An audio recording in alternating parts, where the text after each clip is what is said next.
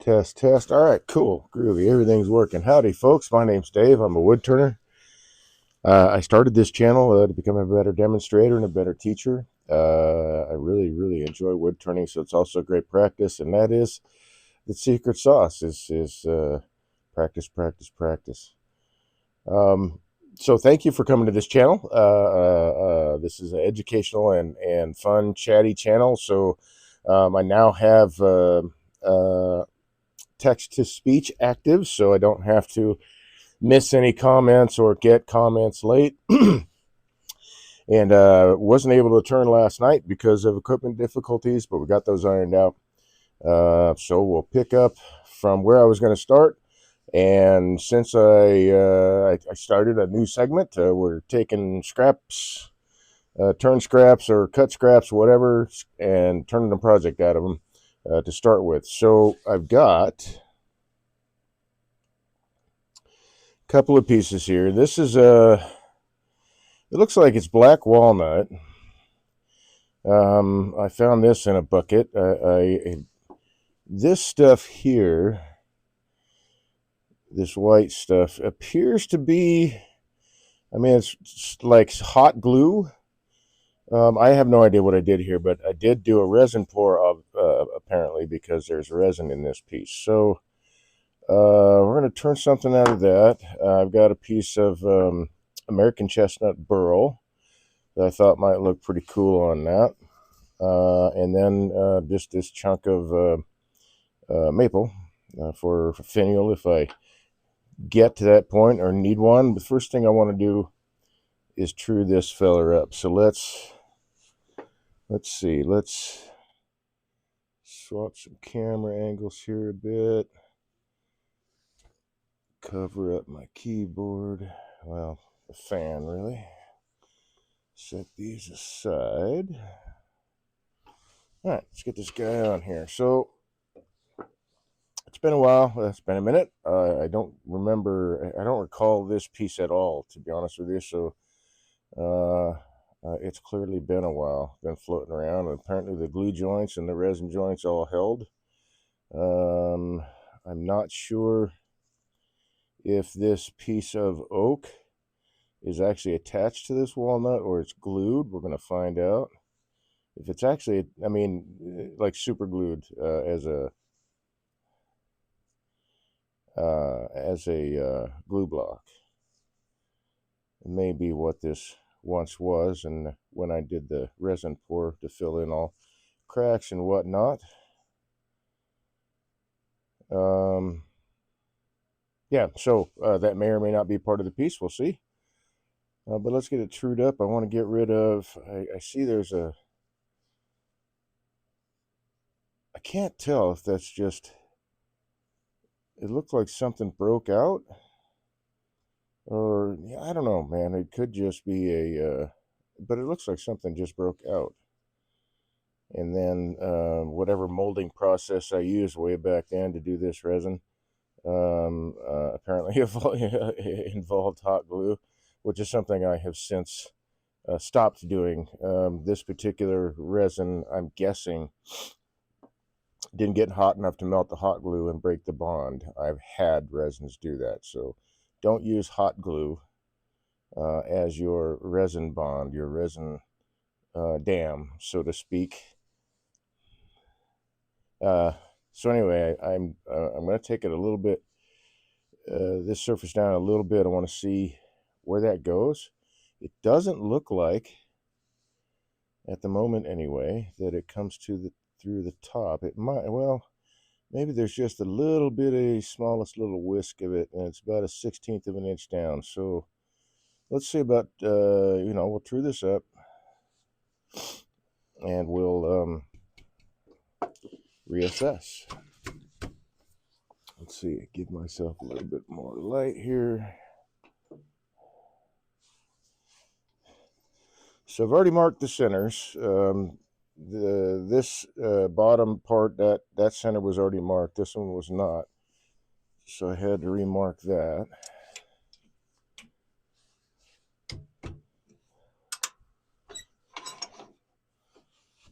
Let's see, how about this guy?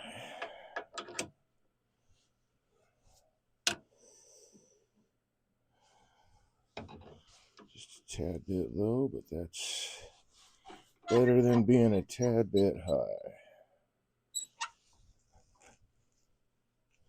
Okay, glasses down, safety first. So it's running fairly true. Oh yeah, there's definitely resin in there.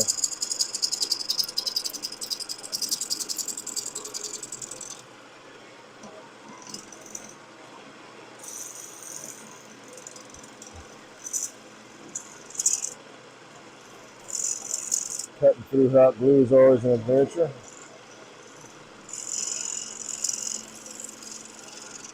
Wow, this may be like super. Yep, I'll have to grab another tool. So this is really, really hard. Dulling my tool. It could be just the resin itself, but that's really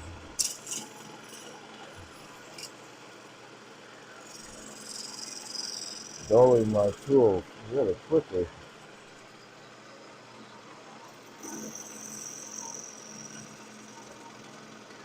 Good thing I got a couple other ones sharpened and ready to go. Let's see if I got rid of this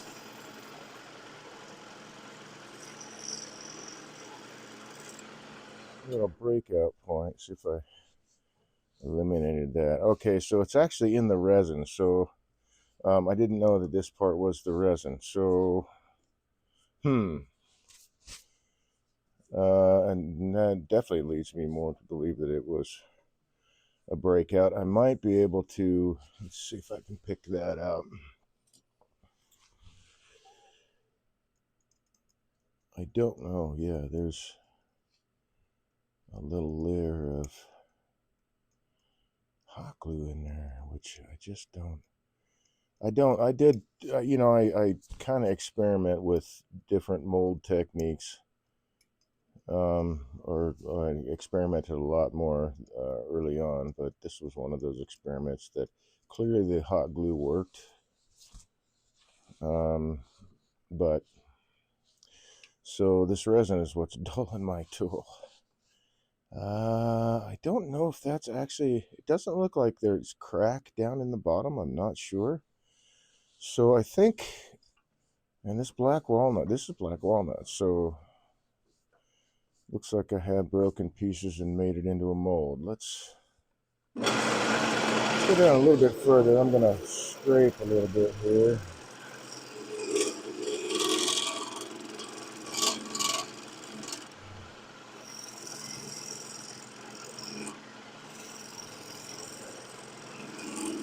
And I'll switch to the other side. I've got this tool fairly dull now all the way around. I bet it's that resin.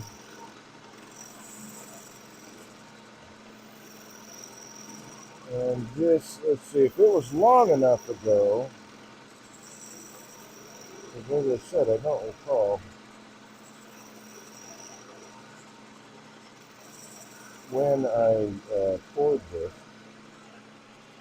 It's been quite a while. It could be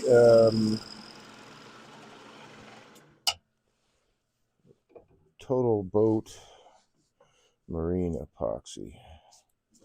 And that stuff is super hard. And it's been sitting in a bucket for,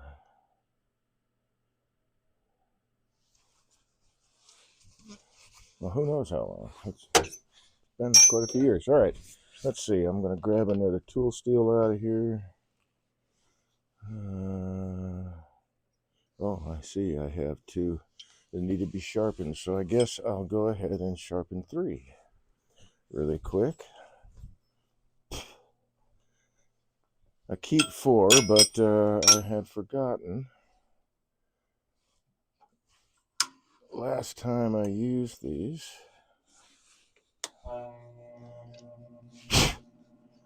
that I had some that needed to be touched up. So here we go.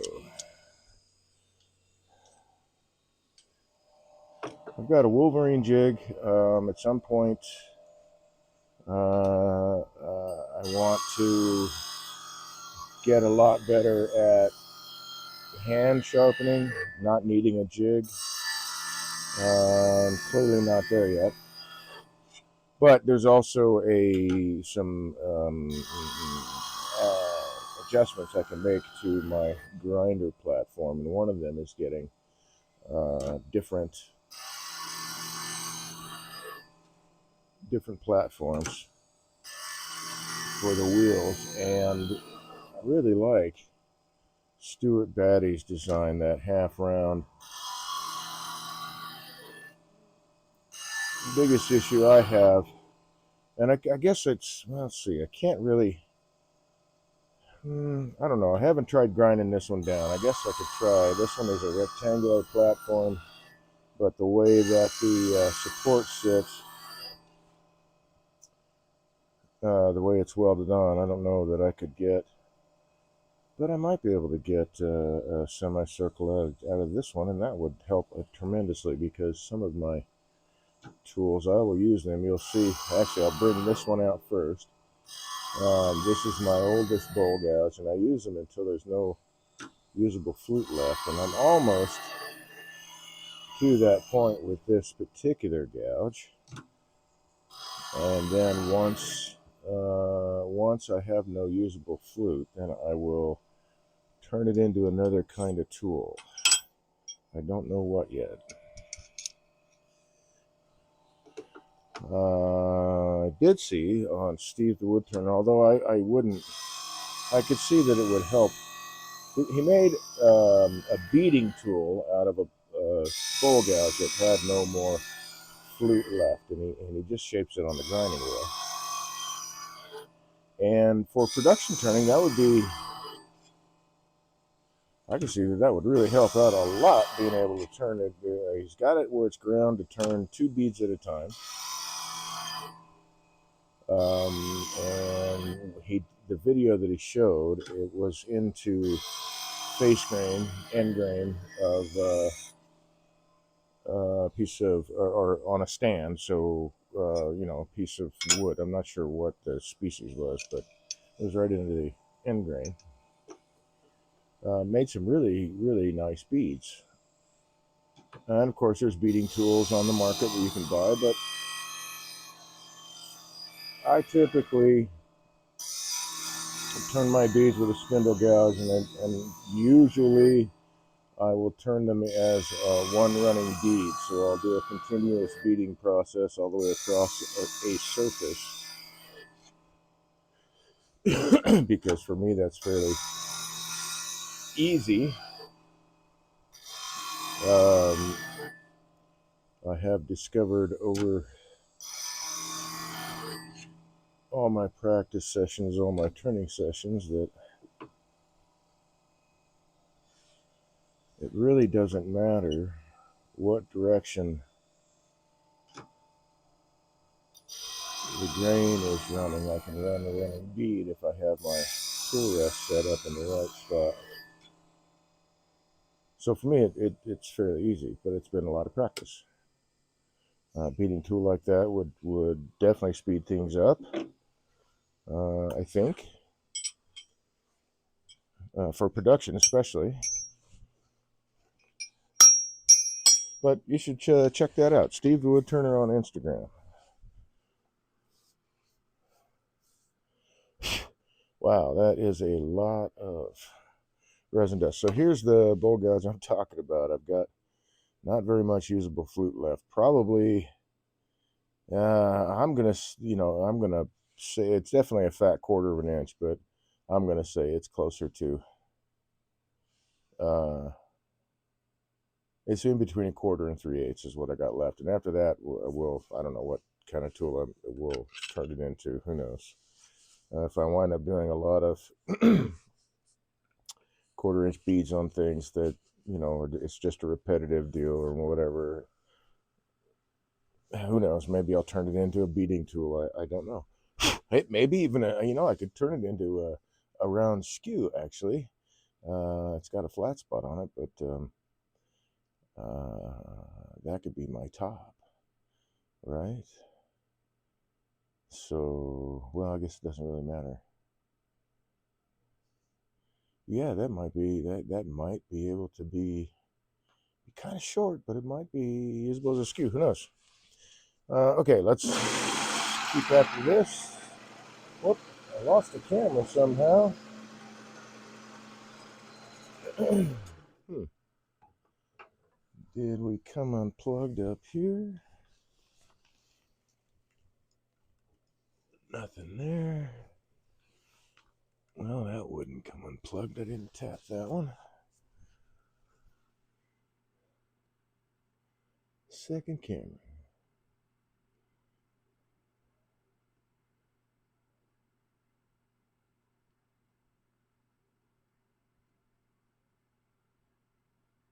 Hmm. Looks like we lost the camera somehow.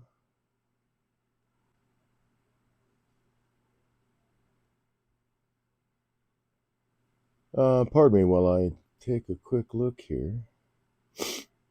Yeah, I lost the camera. Hmm.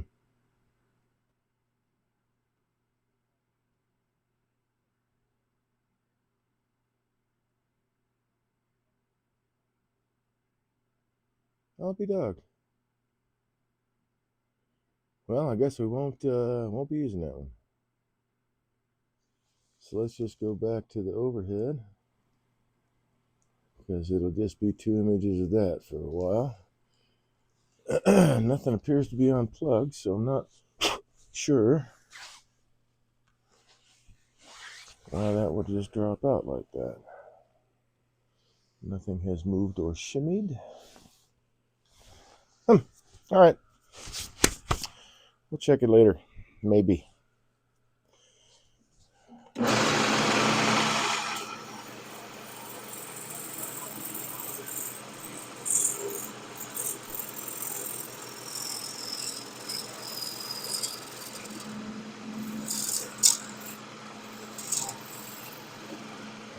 So that might have gotten rid of that. Yeah, okay, so that little breakout, I guess it was over here, is gone now, so I don't have to worry about it. Man, the curl in this black walnut is nice. I'm thinking this is going to be a nice little box. Well, maybe. I don't know.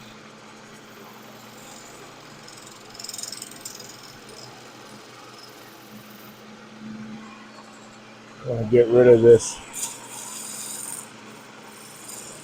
hot glue.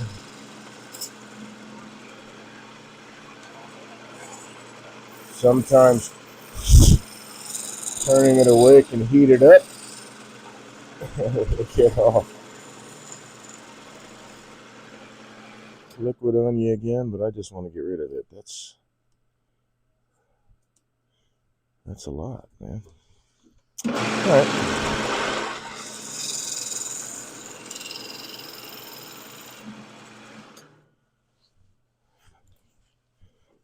All right, that got most of it. That's good enough. It looks like. Well, I still can't tell, but it looks like the glue block is just a glue block and not actually part of.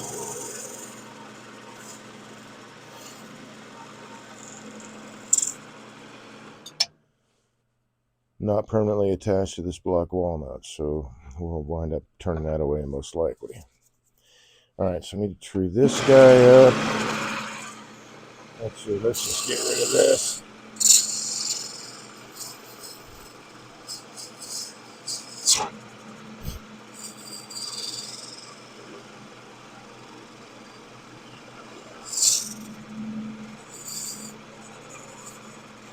And this is why resin can be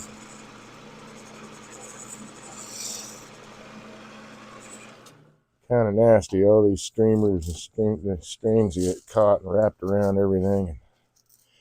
On one hand, it's good I can collect it all at once, typically, and put it all in the bin at the same time. But I still get smaller pieces like this and the shavings that I have to also toss out. I would love to be able to donate them to the local shop seeds. They do a lot of composting and land reclamation for the state. Education, or the city anyway. Education. Really cool group. I know a couple people that work there. And we usually go field them.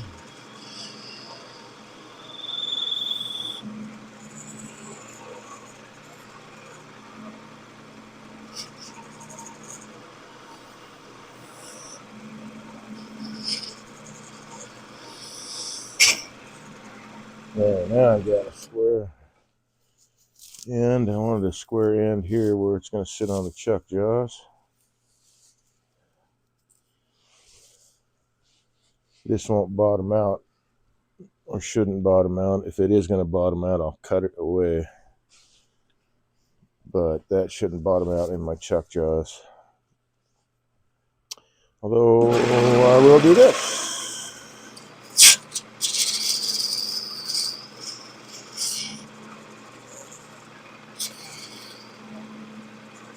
Get rid of that sharp edge. Spinning sharp plastic edges cut you wide open pretty quickly. Well, spinning sharp edges of any type, I guess.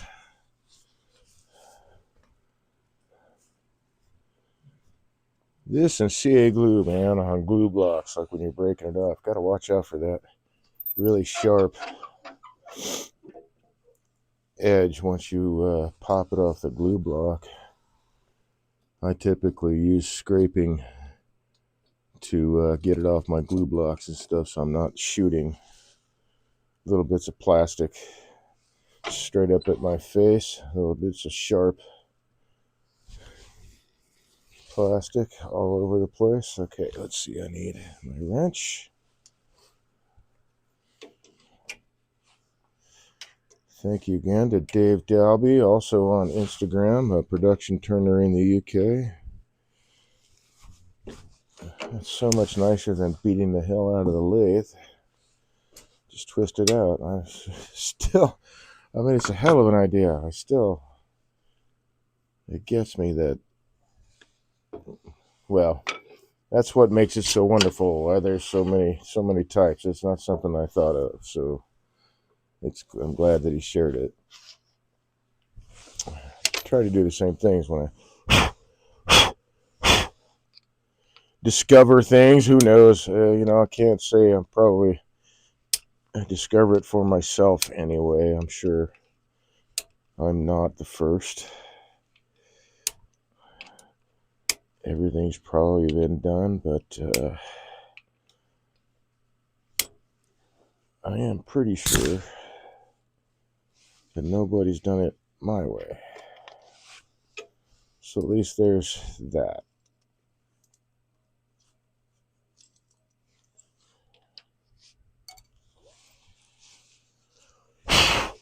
Everybody has their own style and way that they approach things.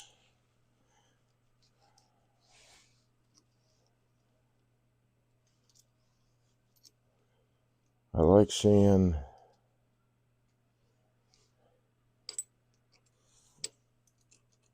and I guess I don't know. I can't say that I can't help but be influenced by the great turners I've taken classes from, or even just had the time to sit down and talk with, including guys in the club. I mean, just all over the place. And I just think that the wood turning world is, in general, a pretty groovy community. So.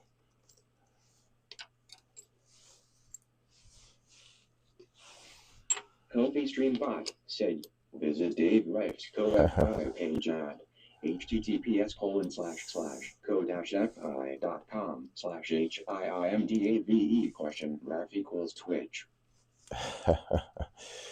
Well, I guess the stream bot would be the first one to activate the chat. That's all right. Good test. I know it's working. I had to swap jaws on this thing. These jaws or those jaws were too wide for this piece. I'm hoping that you gathered that as I'm working along here.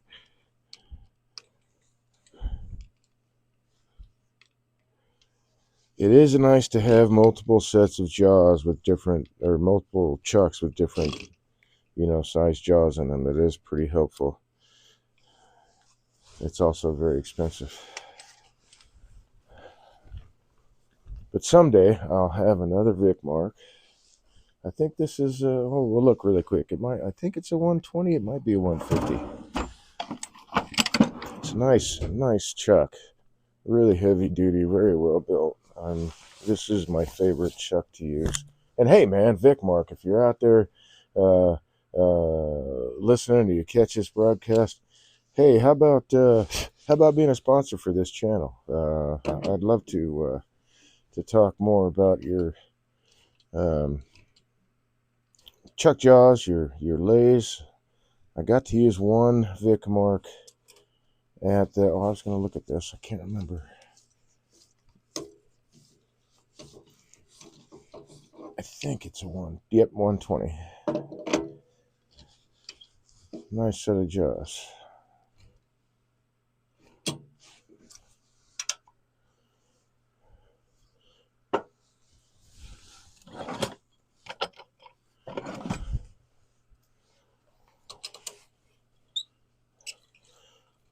I'm not an affiliate or anything like that with VicMark. Hopefully someday in the future, I think it would be cool.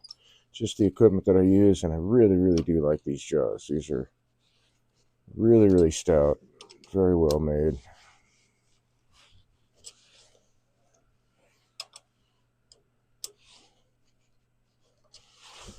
So, in theory, this should be running true.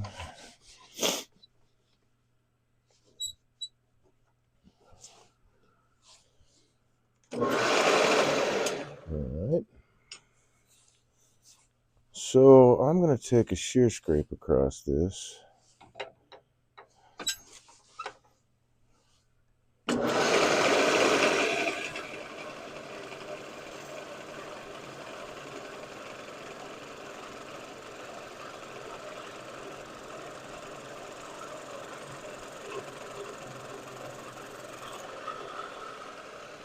That was a pretty good pass. Nice. So there was a lot apparently to fill, and I guess this was just chunks. Something. Well, that's not. There was something missing there. This is a piece that I don't know, man. Maybe there's just a big crack. This is kind of just a resin fill, I guess, is all there is to it. So once we get this,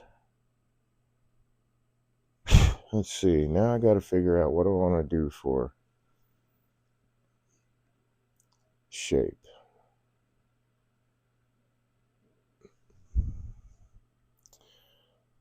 How about a wide, kind of short?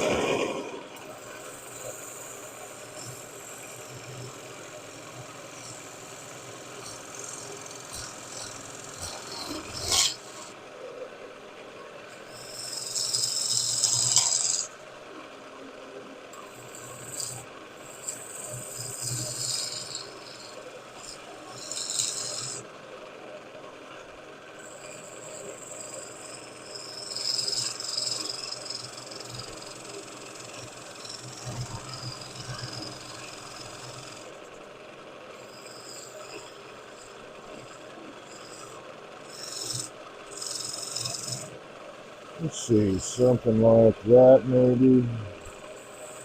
For the top.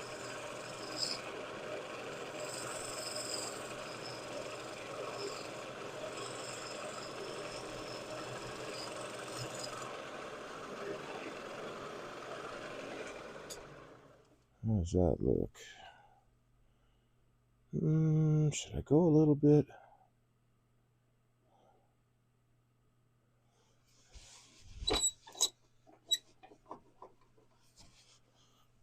I might get 2 boxes out of this. Who knows?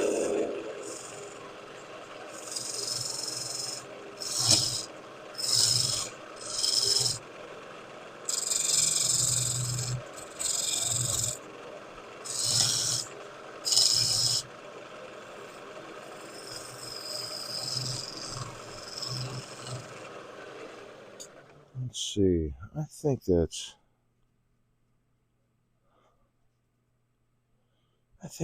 about right. We can adjust here in a little bit. Let's start. Ooh, what do we got here? Oh, okay, just dust.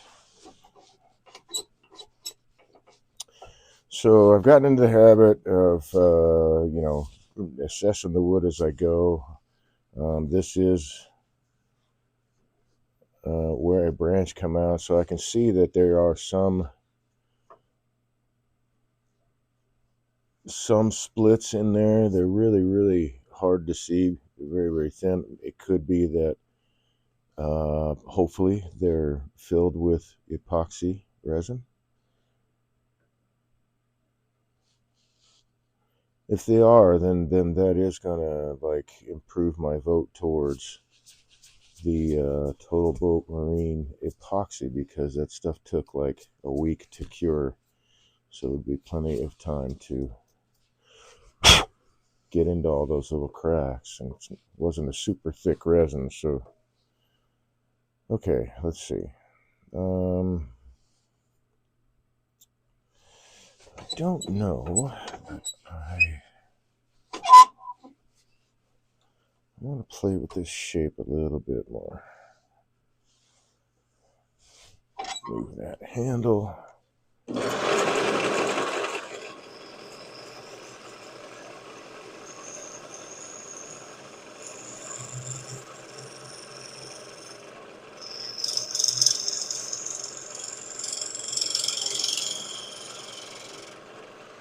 So all this is going to disappear. The lid's going to fit right in the top. I just set myself a chuck hold here so I could turn off the bottom at some point. Actually, well, yeah, because I'm going to want to part this off. I do believe, because I think I can get 2 boxes out of this one, maybe.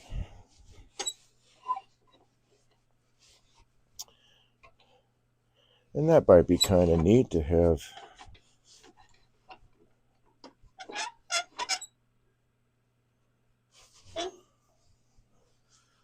I don't know, sibling boxes. I guess they wouldn't be clones of each other or twins.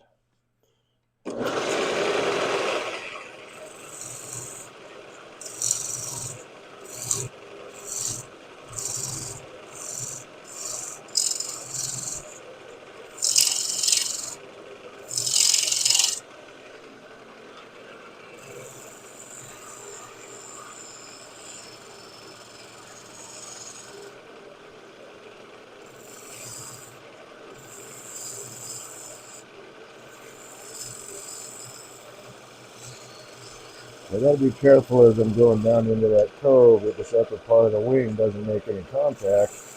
There's gotta be a catch.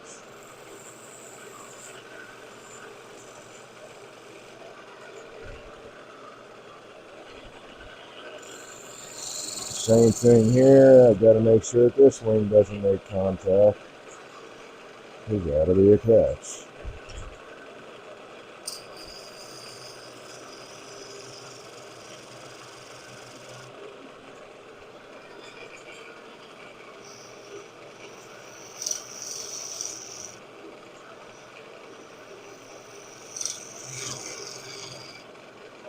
Alright, so I can part it off, I guess, right in here.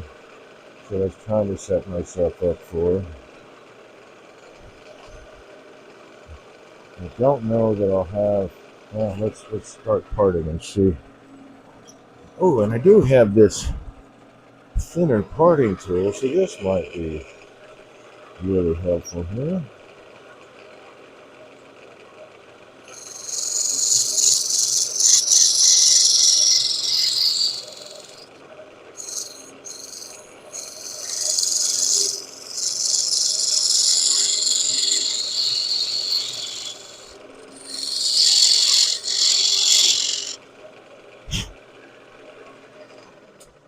So it's kind of a drag with, it's hard to tell with pictures, like when you look at the whole mechanism of buying it online, right? It was hard to see that this blade holder, and it's got like about an inch and a half handle on it. This blade holder is much smaller than the images. It's just hard to tell, right? Images never really do anything justice, honestly. But I wound up turning a handle for it because it was so small. And it's been for especially for smaller pieces, it's been a great parting tool. So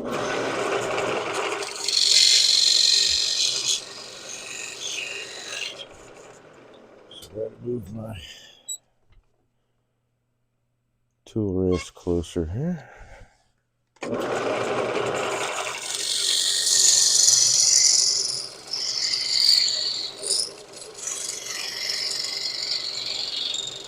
And I'm basically working on two tracks here.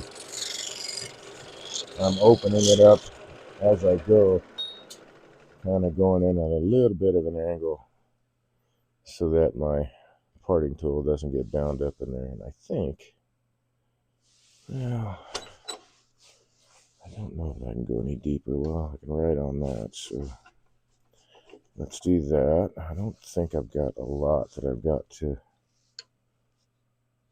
cut through with a saw.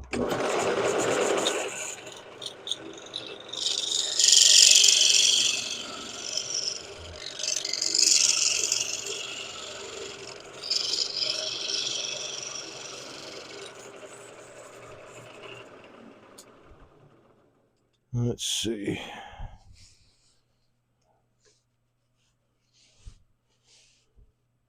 Oh yeah, I don't have much to cut off, so we'll stop with that guy. I don't typically,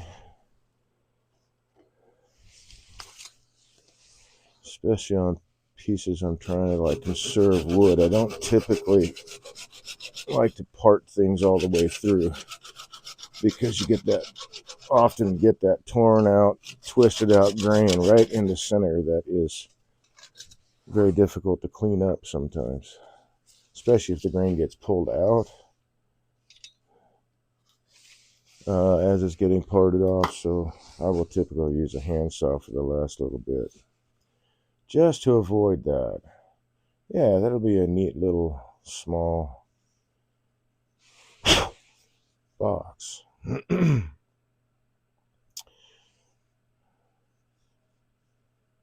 So that'll be the outside rim. Let's see. We can shape this one now.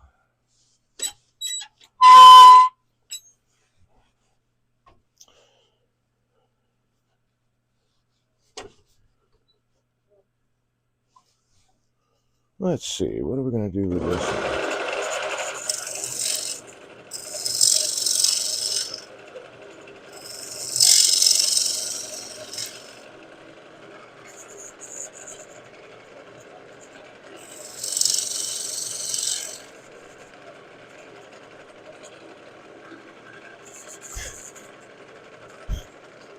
So as I see it, it'd be all right that this part is sunken down, as I'm going to be hollowing that out anyway. So I don't necessarily have to true this face up if I don't want to, especially since I'm going to be creating a different lid for it. So let's see.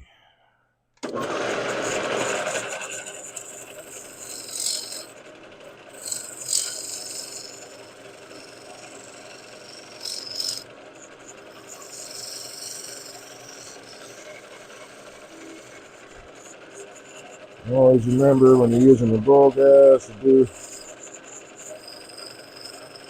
a bead, and the side of a bowl is a bead. Your handle has to swing around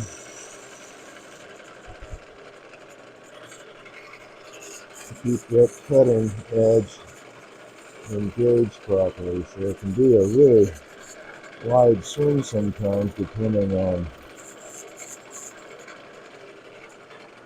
how much surface area you're trying to cover. With the smaller diameter set, the handle, of course, you're going to have to move it a lot faster than you would with a larger diameter piece, just because there's a lot more ground to cover, so it's not as quick a transition around. I think that'll be all right. Let's see.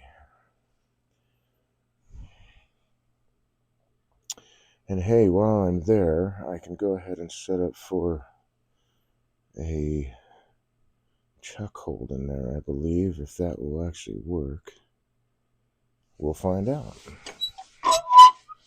All right, let's get rid of the tailstock and the elbow poker guy for now.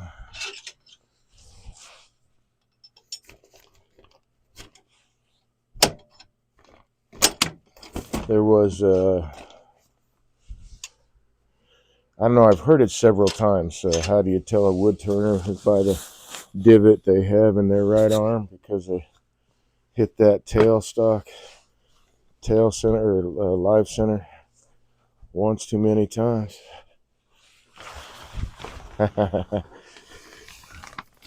So I just call it that because I too have hit it one too many times.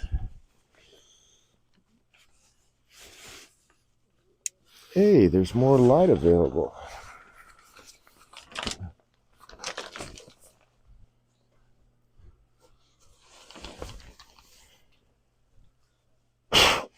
And have made blood sacrifice, I guess, to the turning gods, right?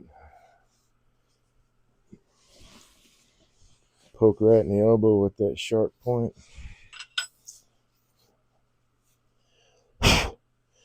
Okay, we got this guy coming around. I gotta move the tailstock back. And grab the box scraper. This is tight.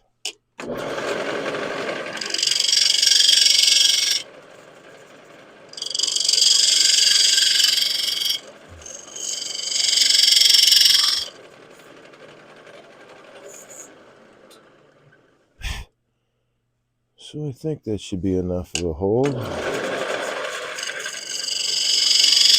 Square it up a little bit better. Now, assuming that will actually fit on this chuck, let's take it down a little bit deeper just in case.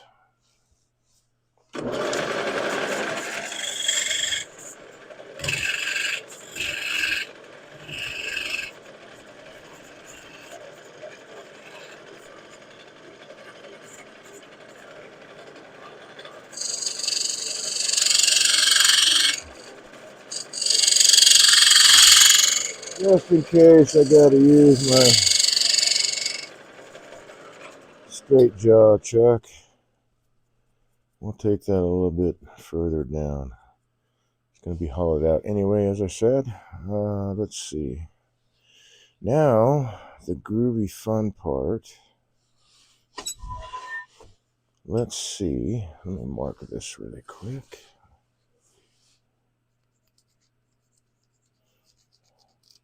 Somewhere where I won't rub it off with my fingers.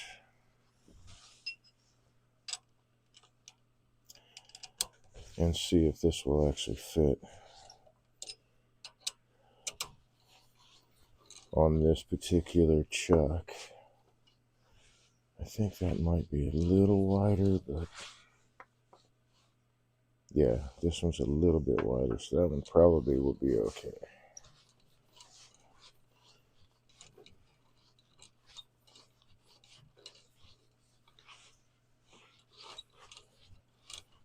Maybe.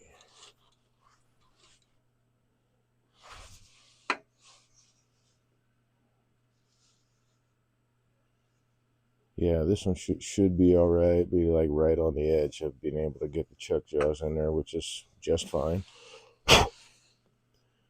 So I can either open this up. I think I will.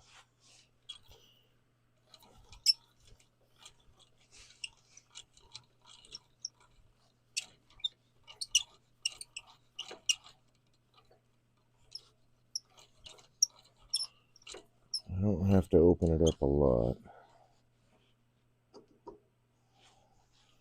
But it means I don't have to go between chucks. So that's a bonus for me. All right.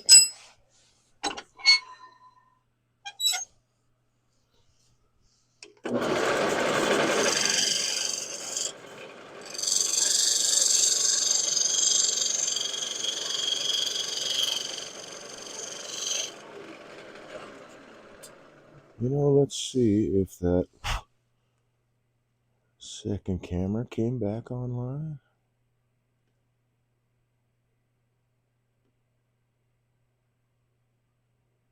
Or no. Nope. That's interesting. I wonder what happened. Whoops. Let's go here. Webcam. FaceTime. Yep. Just dropped right off the map today for some reason.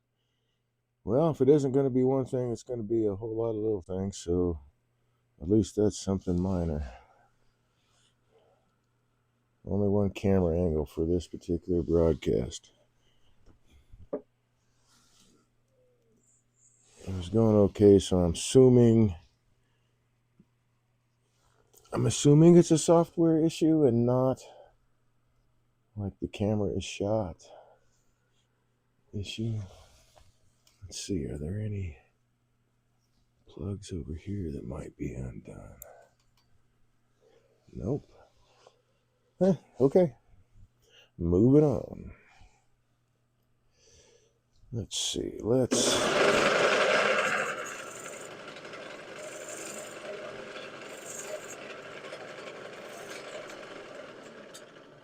clean that edge up just a little bit.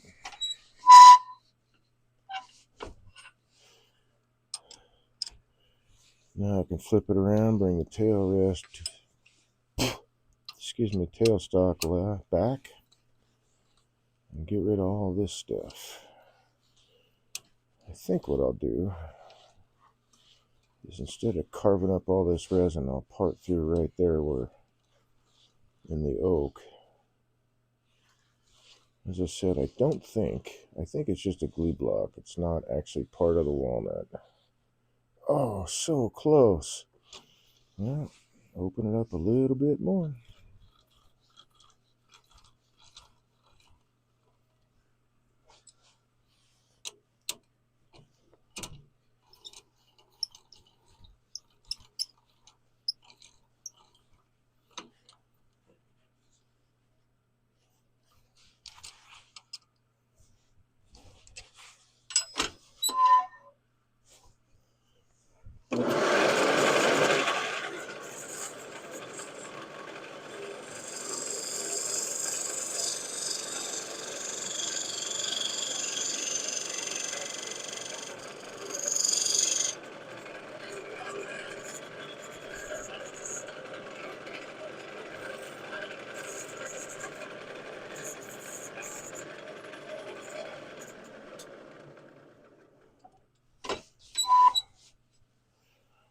Okay, so clearly the resin didn't get everywhere. There's some resin it looks like in this crack and some not, so it looks like there might have been an air bubble there, but this little split. I think this was, I'm pretty sure, yeah, this is walnut crotchwood, so that's why it's getting those weird splits in it, but that also was a branch coming out the side, so I think it'll hold together fine.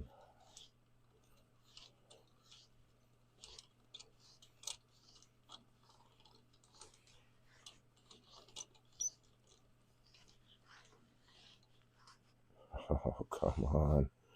I thought I had just enough in there. All right.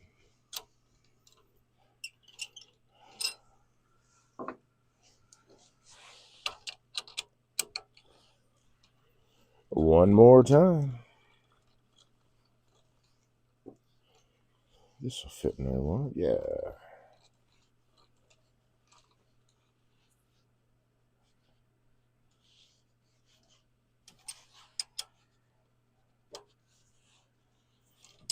Might as well size this one while I'm at it.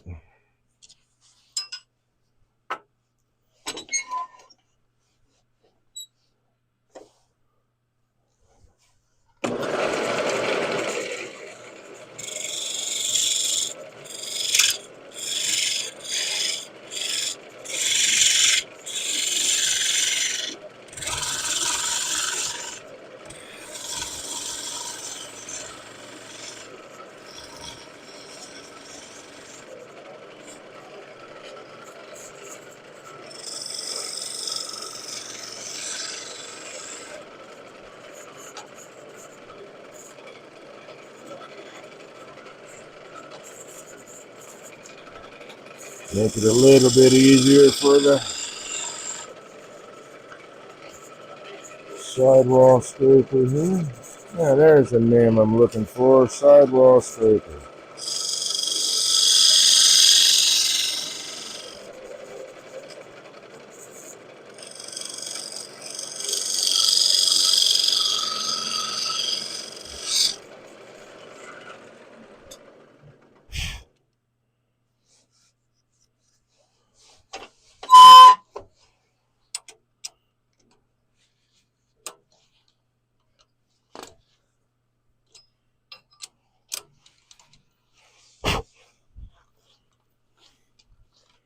Looks like I might need to take a little bit more off of this one too. Yep.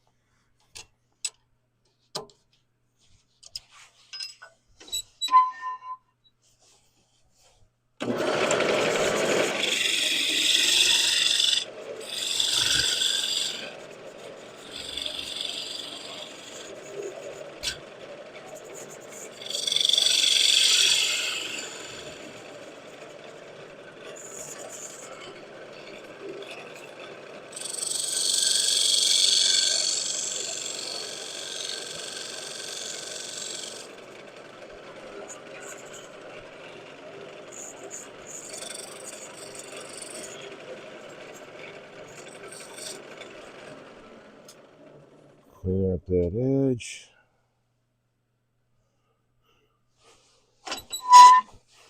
Think that'll work.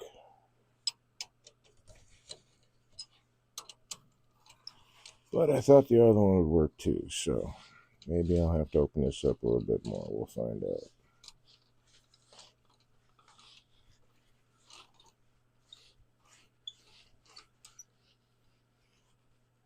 There. Okay, so that's good. So this is...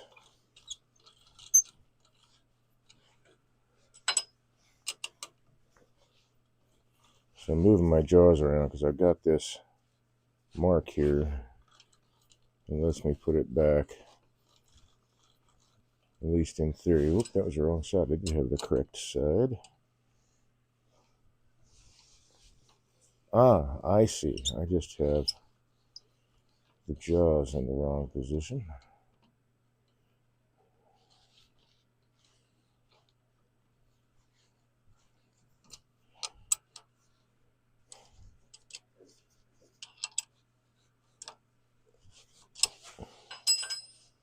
Fortunately, that's not a problem with thick mark jaws because they don't have that little pin that stops the jaws from traveling on the jaw travel. It's actually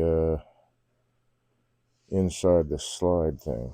The screw part, I believe.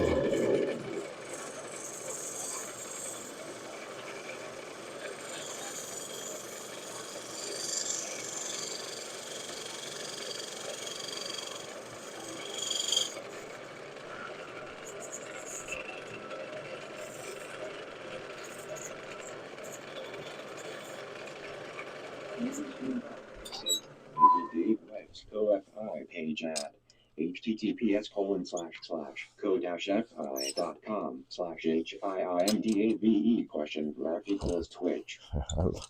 The way this thing reads is interesting.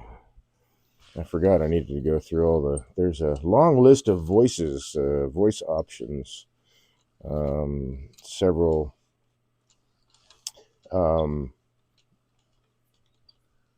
quite a few in there that are not of the American accent variety. Um, so I haven't made it all the way through. Not that I want, it has to be American accent or whatever, but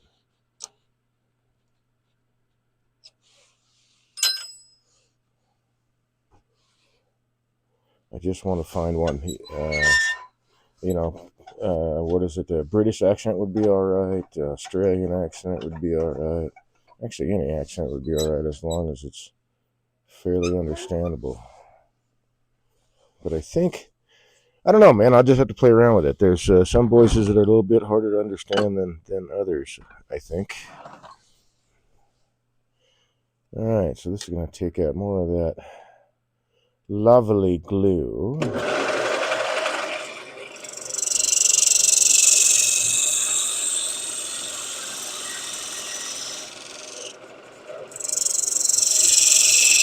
There we go. So yeah, there's no walnut in this turf.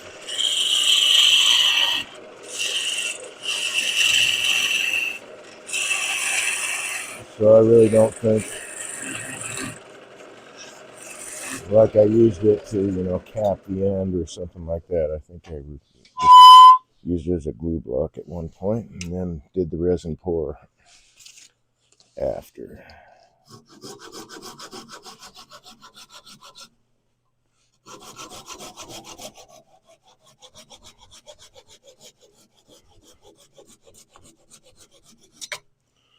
All right, so is this worth saving for any reason? I don't know, maybe. Maybe. So we'll hold on to it for a little while. Let's put it back into the scrap bucket.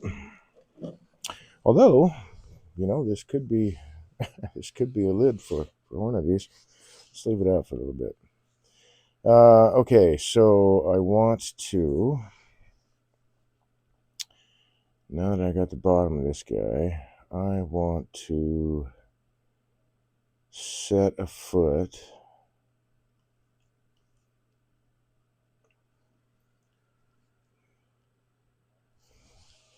But I don't know if I want to go with an expansion hold.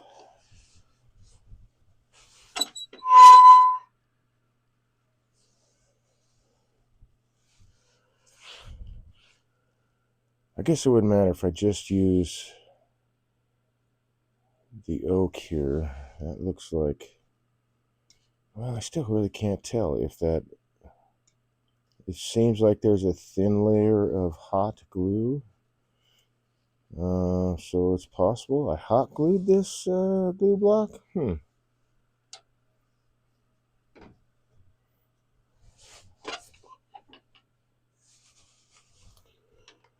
But that's an effective way of holding a glue block. It does work.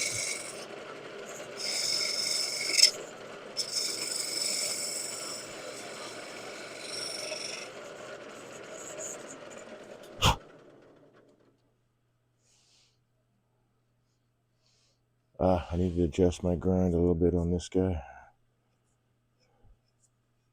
Got a little grabby, and now I see why.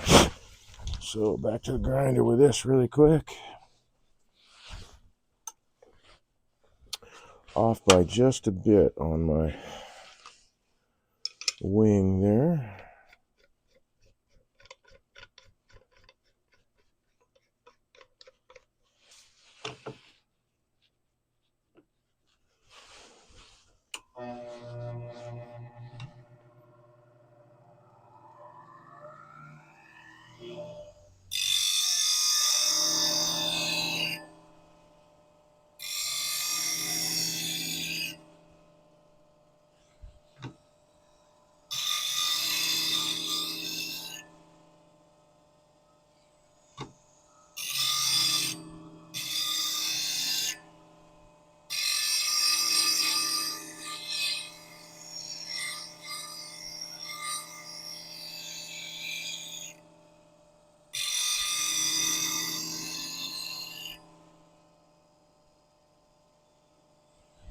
getting there.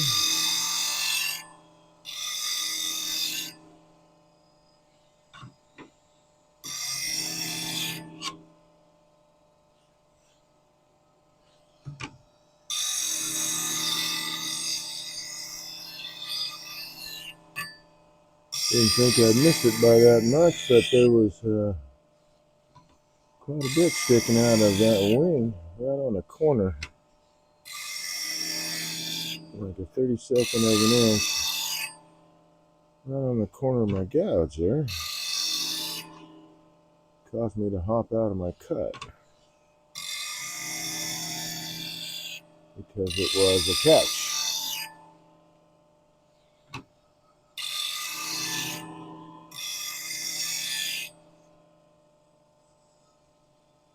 Which is interesting because it wasn't a catch from the opposite wing. But this is still something that I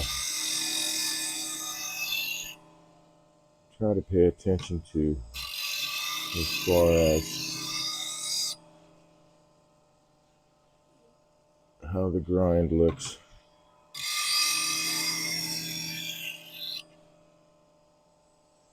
Because it definitely affects the cut.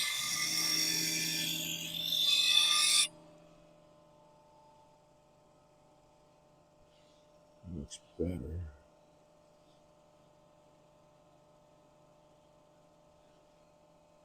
Alright, one more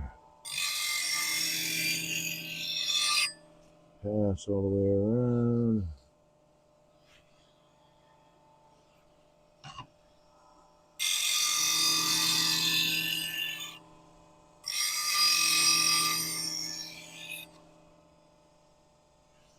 Make that 2.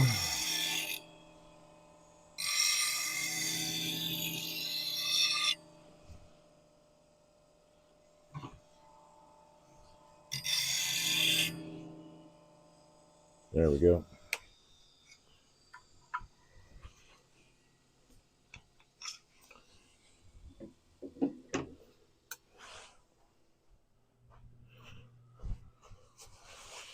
I hope it didn't. I don't know. It might have sounded like I took a bunch of material off this, but I didn't. It was just little bit by little bit. Yeah, that looks better.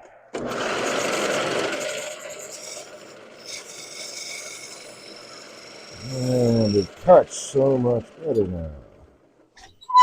Not hopping out of the cut. Alright, so this guy's ready to hollow. And once I hollow it, I can spin it around again and do the bottom. So let's get... This guy was not quite wide enough, right?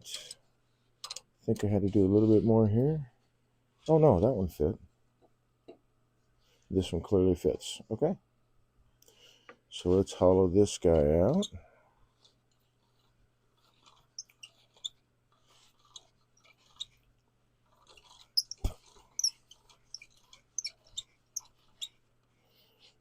So yeah, projects don't have to be all super big or whatever. I mean, you're really more limited on how big of a piece you can turn based on the swing of your lathe than you are on how small a piece you can turn, which I think is more based on like what your skill level is.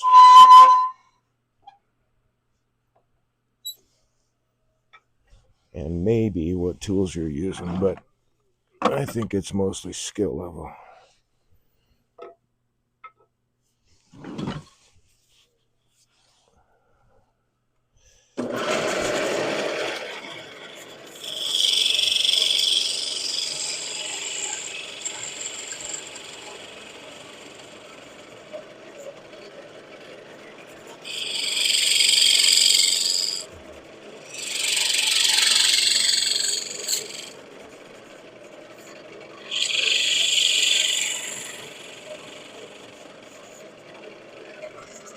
Alright, let's take a quick gander here on my... I think this one might have feet. I think that's what's going to set it apart. So I'm at that depth. I can go a little deeper.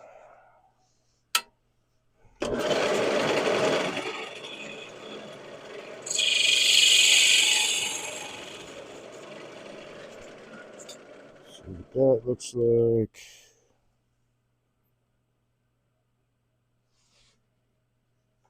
Second one, okay. So actually, I can still go deeper. Just a little bit, though. I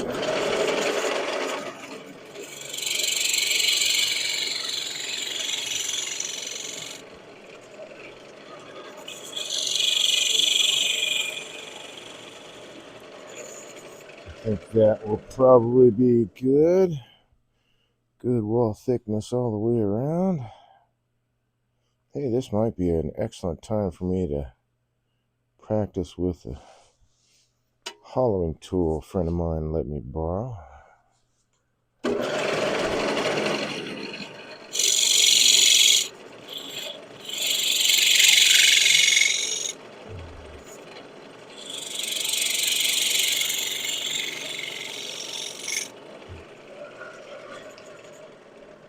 In fact, I think it is. So we're going to give it a shot here in just a second. I got to go inside to get it. Uh-oh, I'm missing a tool. I thought, nope, I'm not.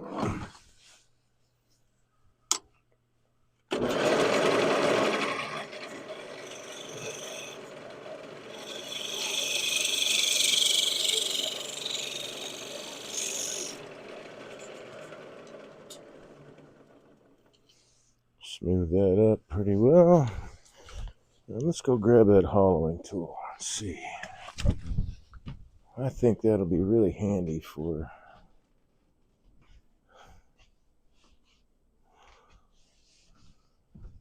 this particular job. Did I put it in my rack? Nope.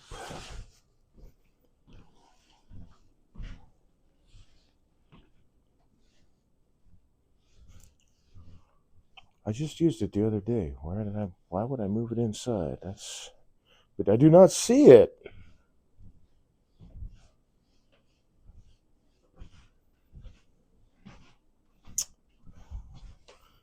Oh, I wonder if I put it. I haven't been in that drawer for a while. Let's find out. Maybe it may have fallen off. And oh, there it is right there. Nope, it's right on top of my toolbox underneath.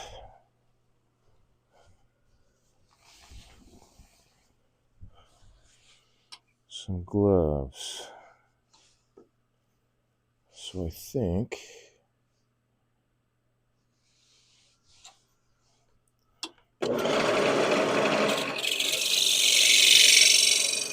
this will let me undercut this really nicely.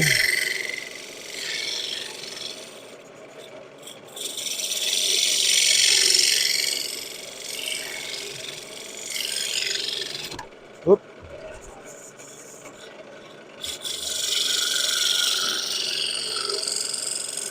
Not sure what that was. Probably a catch, but I think. Emir19FR said B, combining Latin small letter O, Eve, combining plus sign below, Ruse on streamboot.com, remove the space, at ASHPWRL. That's great, man. A speech bot talking about a chat bot. Nice.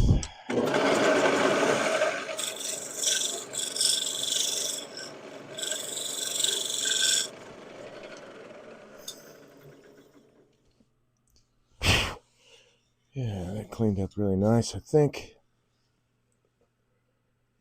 I might take it a little bit. Ah, that's what it is. So I was inadvertently forcing the tip right into the material here. And that's right like that right there. That's what's getting my catch.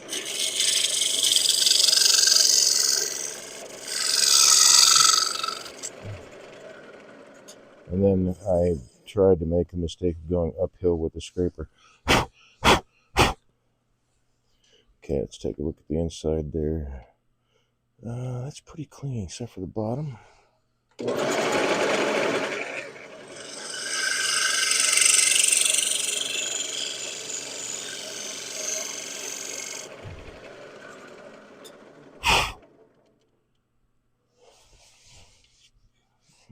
little bit more in the bottom.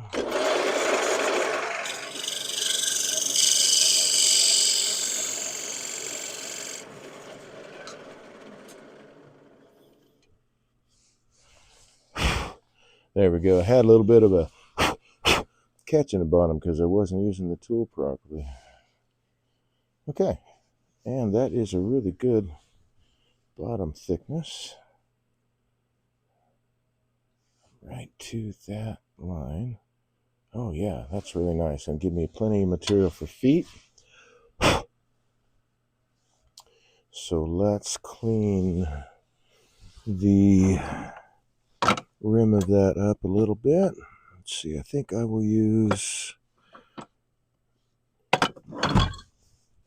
not you, spindle gouge. Nope, not you. There you are.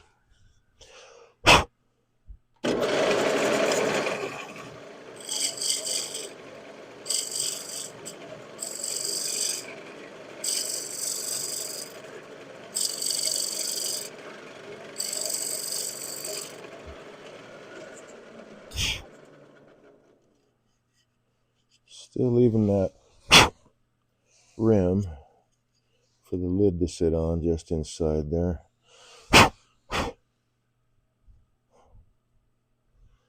Yeah, that'll work. I should have brought the doggone box scraper or sidewall scraper up with me.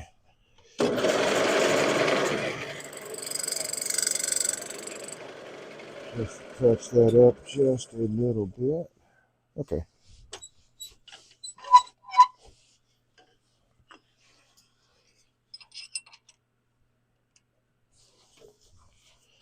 You know, the more I think about it, that might make a pretty neat lid.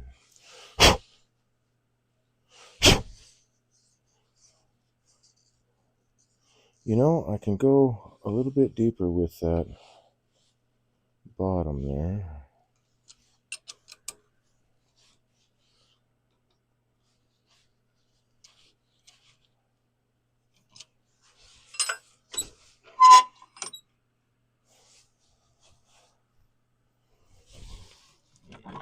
And let's go with that brown nose scraper again.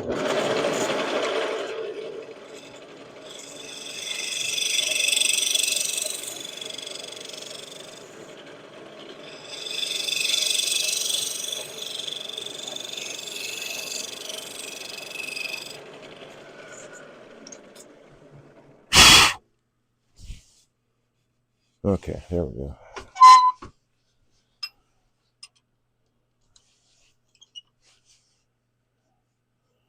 Cool. Make a nice little box.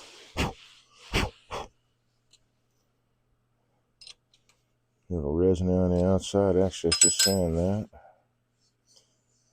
Let me sand this side first.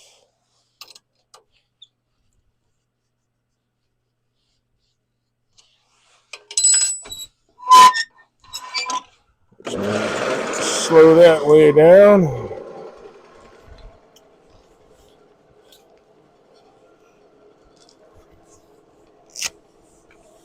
Grab my mask. Orange Dan 76 said, "Hey Dave, how are you doing tonight?" Hey, not bad, man. How's it going? I had some technical issues last night. Wound up being a cable problem. It took a while. I had to run to two different places in town just before they closed, of course, to pick up the tool I needed to repair it. At first I thought it was actually a cable problem, but it wound up being a cable connector.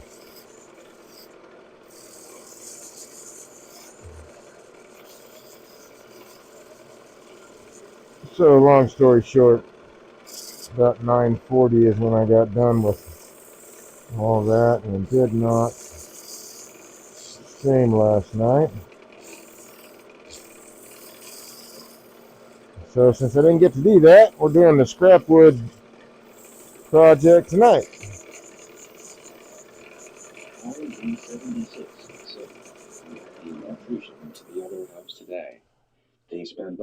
8 hours updating and upgrading the panel and making the connection into the house at the top. Cool. Are you building on, adding on, or was it just not up to code to start with? Because that does happen. Things get grandfathered in. Well, I guess they need to have to be building onto it or something to change that, because if it's grandfathered in, it wouldn't matter. I don't believe they'd stress that so much. Say, got here late. Glad to see things running. Oh, hey, TC Smo. Thanks for stopping by, man. Yeah. It wound up, like I was telling Dan here, it wasn't, I thought it was a cable issue. It was actually the Cat 5 connectors on 2 cables. And had to go to both Lowe's and Menards to find the right tool and parts to fix it. I didn't want to buy another 75-foot cable just for a connector. And Dan said, we inherited my wife's family home and it wasn't updated to the 70s, 80s. So you're going to gut it. Yeah, okay. If you're going to gut it, then yeah, the grandfathering no longer applies.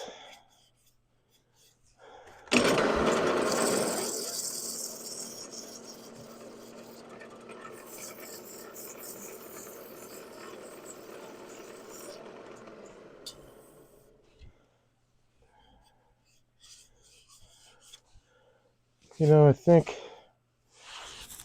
I'll hit that with 320. And then just hit it with my buffing balm. I think that's 400.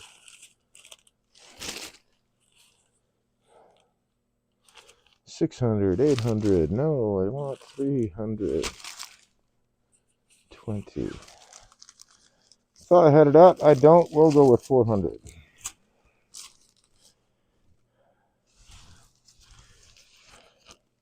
Let's see, that's 4.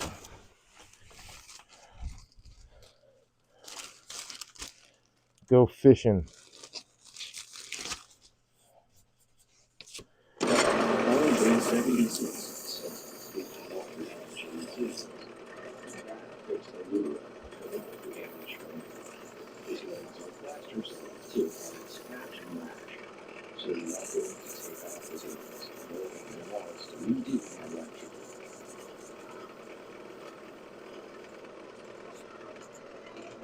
Gotcha. Nice. Well, I do know from some experience getting into those older buildings, you can find some surprises when you start. Orange and 76 say it will get rid of all that lead paint too. Oh, there's lead paint. Wow.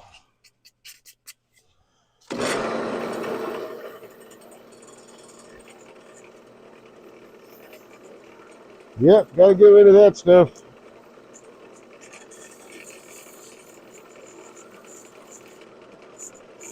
I'm imagining they had to have some special removal procedure, which hopefully doesn't cost a lot extra or extra at all. It's like lead paint. That was something that they never should have done in the first place. But who did the Romans start it? I don't know. Somebody started it. It wasn't us.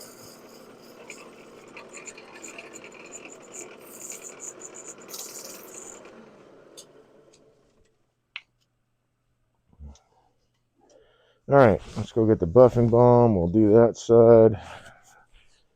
That should be right inside the door here. Ta-da.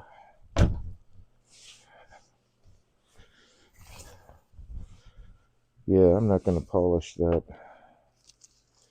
I can move all this stuff. Aha, that's where you wound up. I had also misplaced my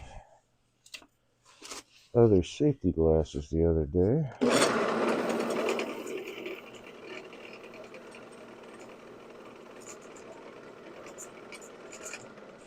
just found them. Orange and 76 said the house is 72 IRS old. It still has the original furnace. It still works just fine, but not very energy efficient. In 2 weeks, the guy will install the new furnace and central air. The AC is new. It currently has like 5 window units, and one that is built into the brick wall. Wow. Need that many air conditioners where you down south? Although, I don't know. We'll see this year. Michigan might need. And I'm wondering. I think it's probably going to be a pretty damn hot year up here. All right.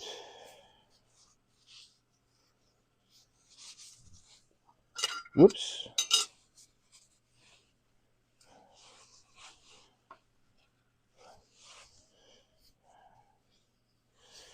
Yeah, no plastic polish for this guy.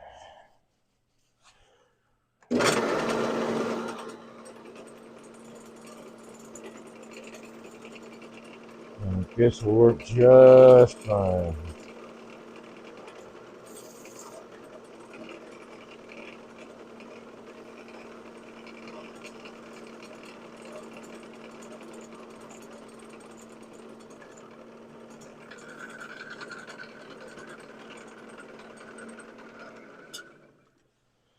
Ooh, yeah.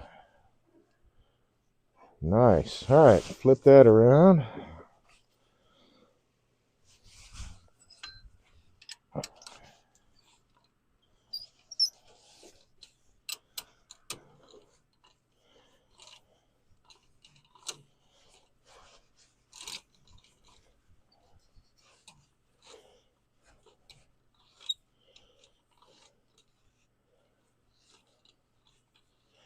That looks really nice. And the resin polished up fairly well. I wasn't trying to. Maybe I should do the inside too. Now that I have the chuck almost all the way closed down. Nah, I'll just do walnut oil in there.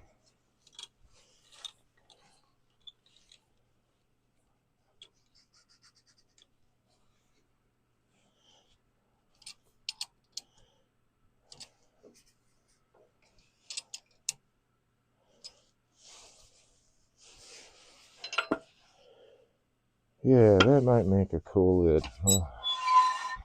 We shall see.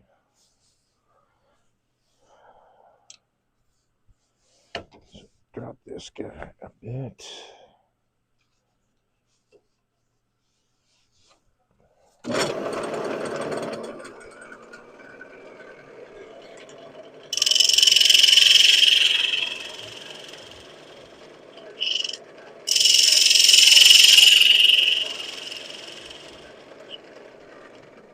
Whoopsie daisy, forgot one step to go back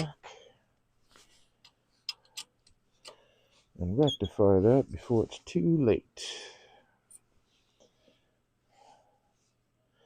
Get a depth here.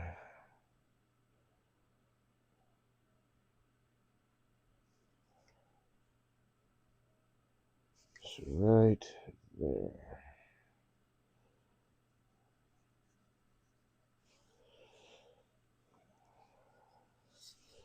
That tells me how thin my bottom can be, because I don't want to turn a reverse funnel here. Bot said, visit Dave Life's co-fi page at https://co-fi.com/HIIMDAVE question graph equals Twitch. And I think that'll be good for the feet there. Where's my mark? There it is. So clearly I have more work to do. So I have not yet gotten a notification that the commercials were going to start. So basically my plan is to just let the commercials run. I appreciate you watching them if you do to support this channel, but stop what I'm doing while they're running so nobody misses anything.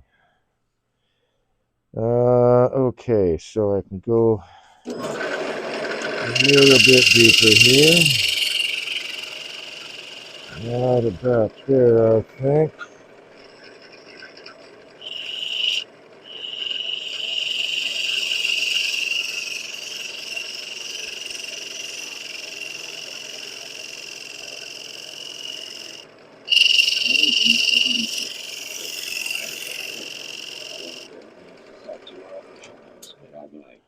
But you still get income from turbo viewers. Okay, okay. Cool. I've been like going over the stuff for partner, I guess, because I'm on the way for that, which is nice. Alright, so what I'm doing here is I want to match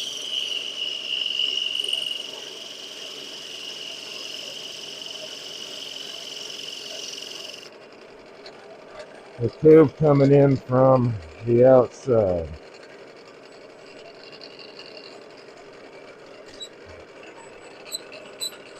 And I knew I was going to adjust the outside a little bit anyway, so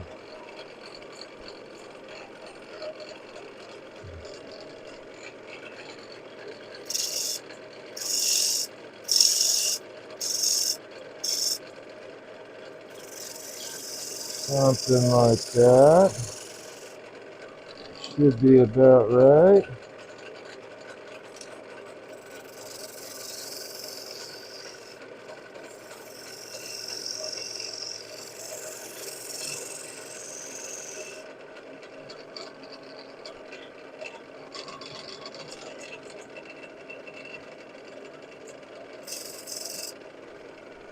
And then let's see, I don't think these will be tall feet.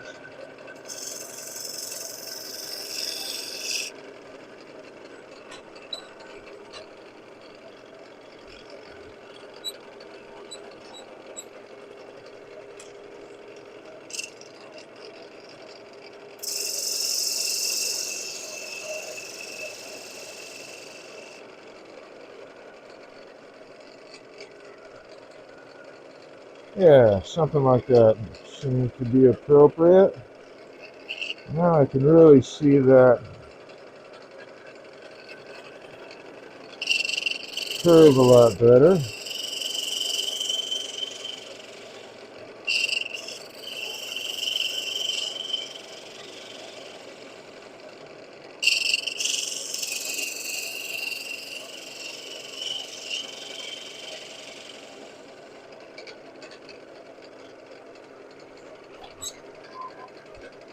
Make some slight adjustments here.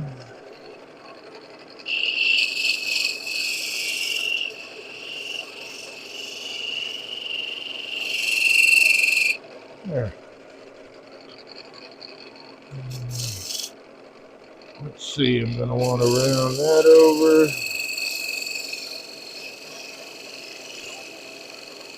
to something more like that.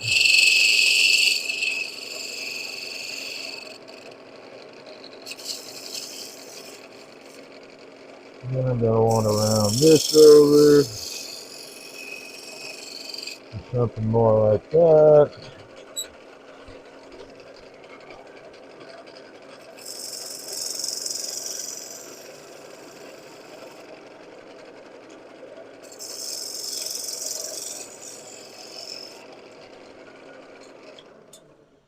Alright, so if I follow that line, it looks like it follows that curve really closely. So I'm going to sand all this. I'll carve this away a little bit later. We'll just make 3 feet. And it'll sit on those feet. So that works for me. Let's get that abrasive stuff back here. Let's see, where was the... Did I leave the 400 over here? I did not. 220 is used up. There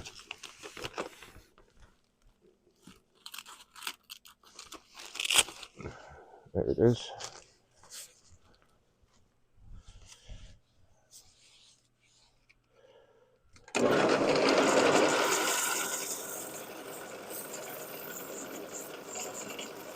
And then I'll be able to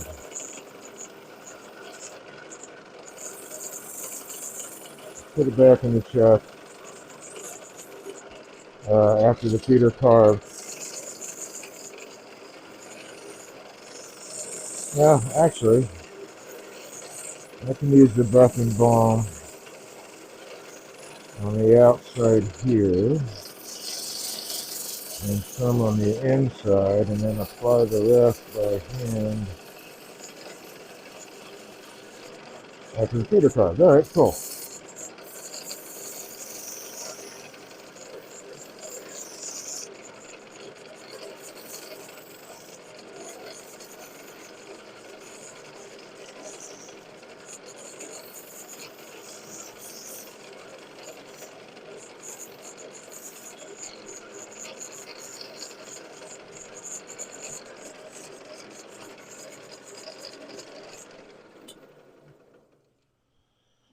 See how that looks. Pretty good.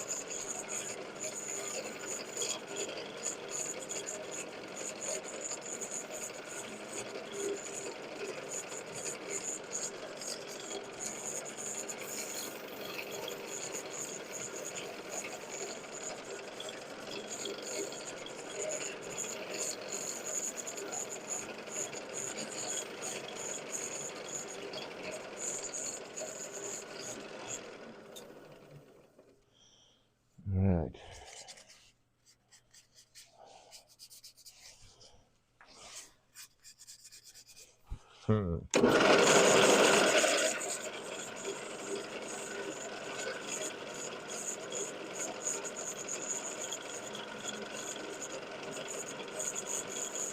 Looks like I got a transition line here. Okay, there we go, just about down.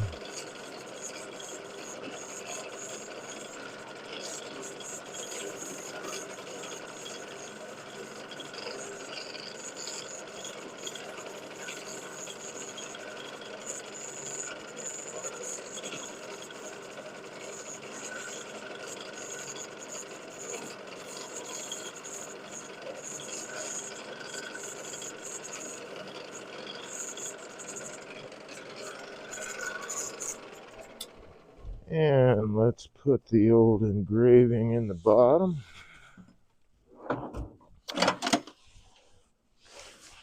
Before we hit it with the buffing balm.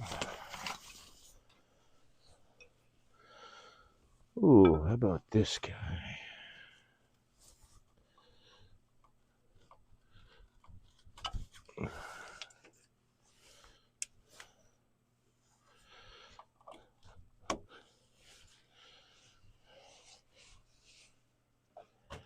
No, I don't guess I gotta wear the mask right at the moment. Oh yeah, I did. I was standing, wasn't I?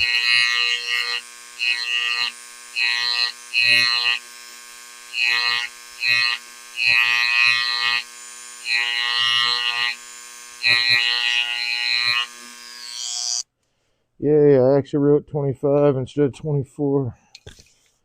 Must have sunk in.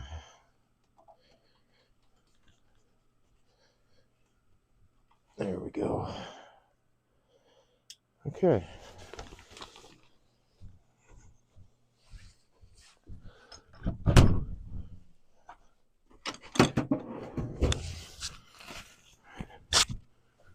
So I can remove the mask for a bit. Let's get buffing balm over here.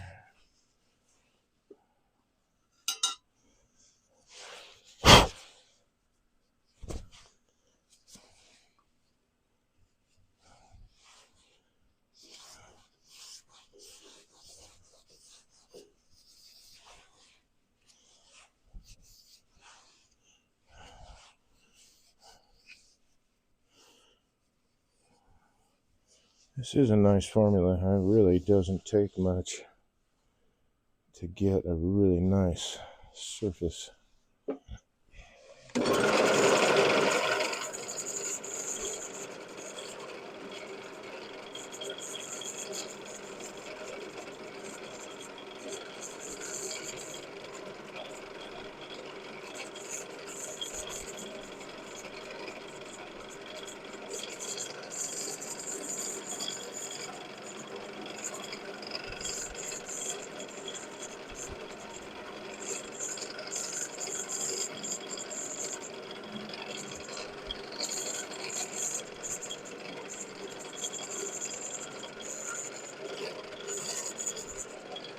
Oops.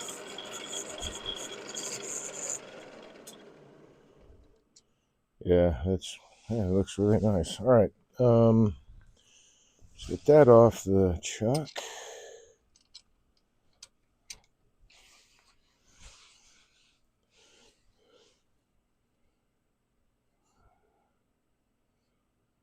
Really very nice. I'll put walnut oil on the inside of that guy. So we'll turn a lid for that in a little bit. Let's move on to the next guy. This guy right here. He's a little bit, I don't think I'm going to put feet on this one. I think I'll make it just a little bit bigger box. Although, you know, let me go ahead and hollow it first. Yeah. Yeah.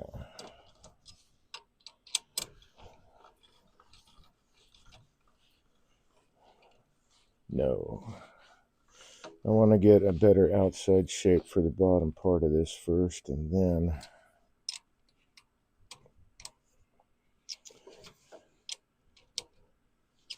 we'll go from there.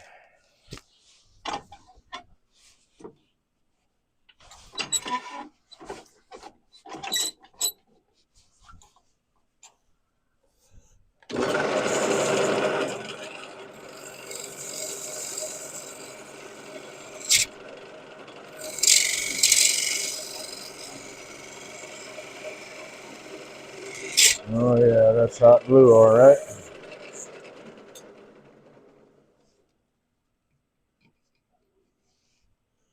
But that's resin. Okay.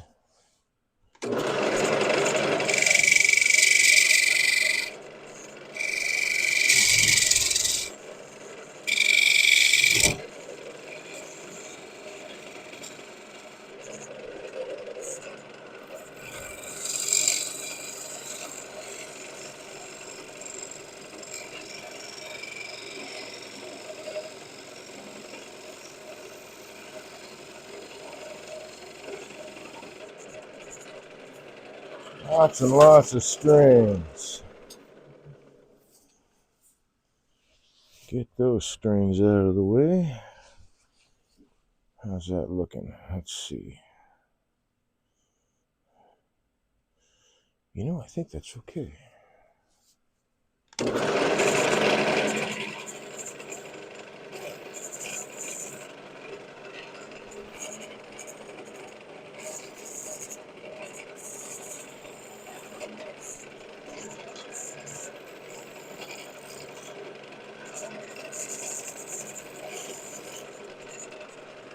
Maybe I want a little bit more.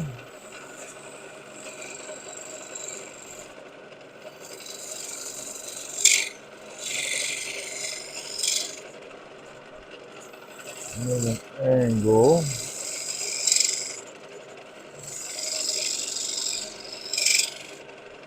Like that.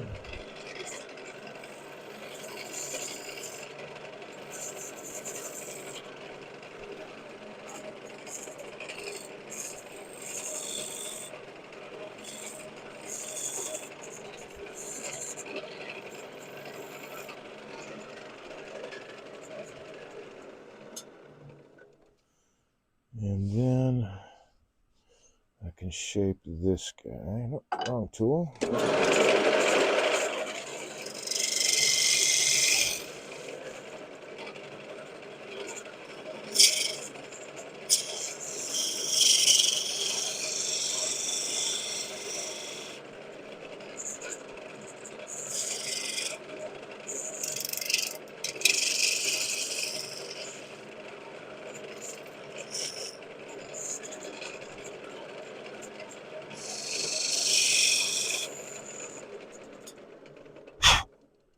Alrighty then.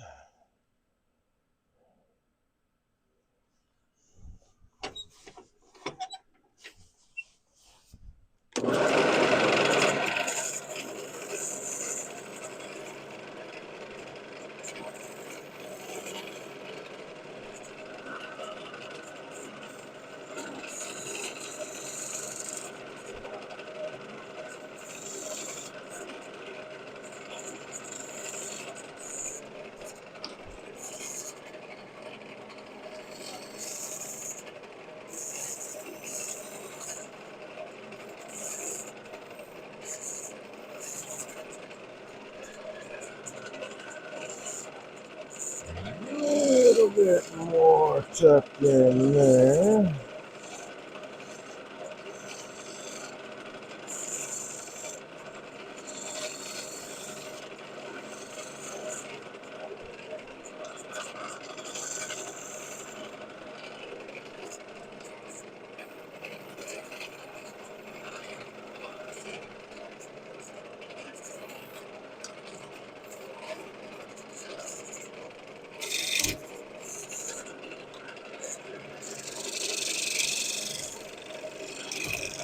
Trying to get a sharp pull down.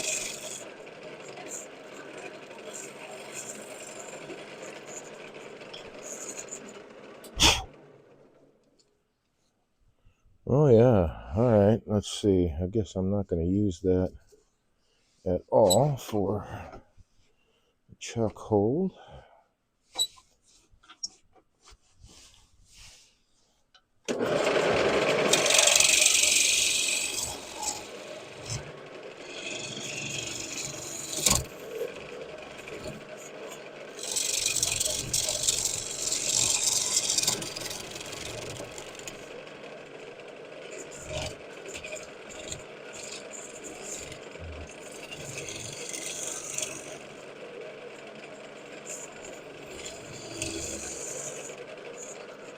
I think I still got some hot glue on there. That's exactly what I did. I used hot glue to keep that glue block in place. So clearly that works.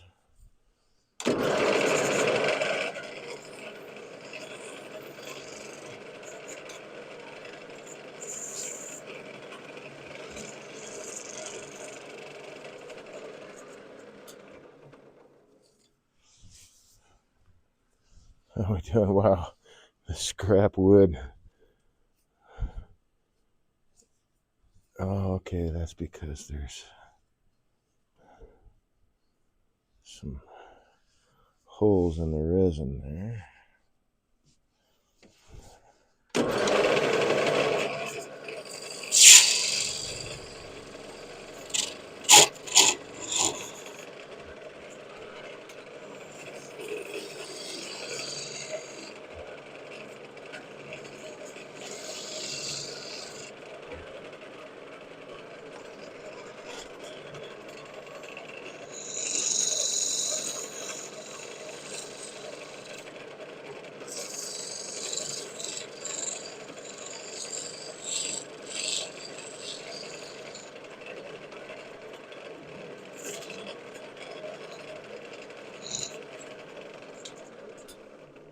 Trying to make sure I got rid of all that hot glue because it's making it a little tricky to turn. Oh, I see I've got a center hole there too that doesn't belong there.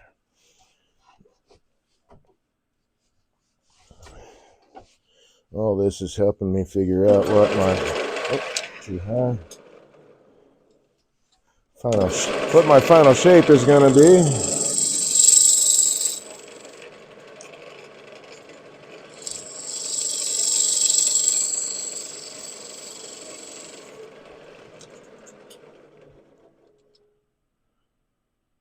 That'll work. All right.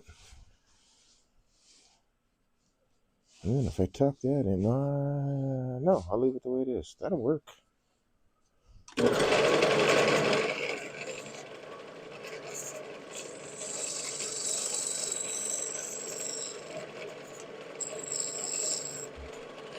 Get a more sheer cut by tilting the scraper up.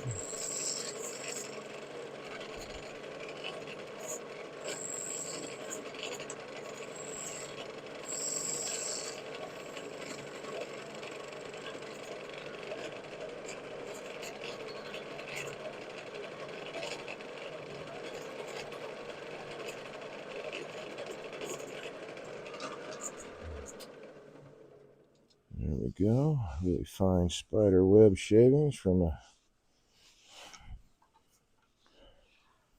negative ray scraper on edge.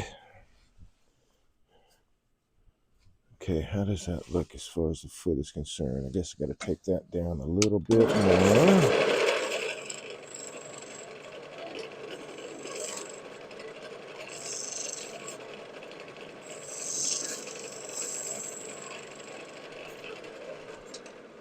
A little bit of air bubble I'm trying to get rid of. There it is.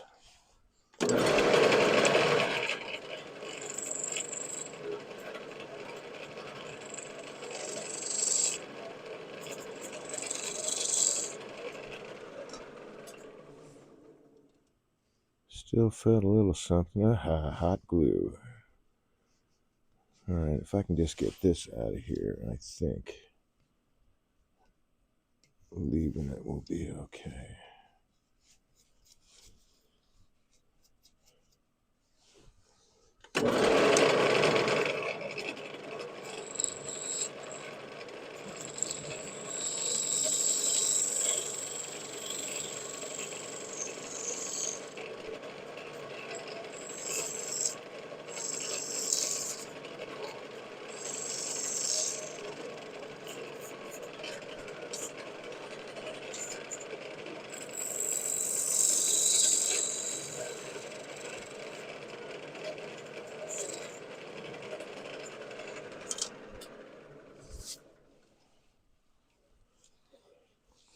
Very nice. Okay, let me see if I can get that doggone hot glue out of there.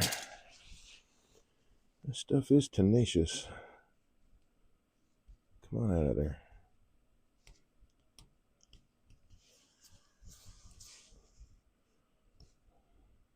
So if you need to use hot glue for a glue block, it works.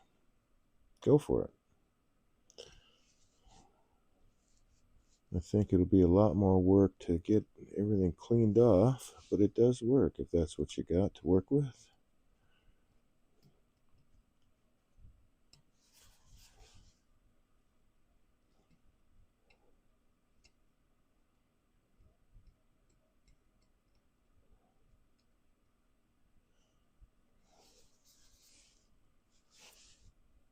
There, I got it out of there.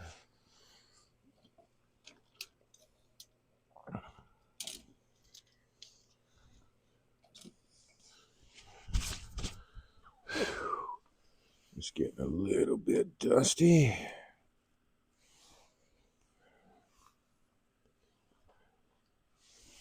Oh, whoa, whoa, whoa, whoa. Okay, that's covered up. And, I'm liking that shape, so I'm going to stick with it.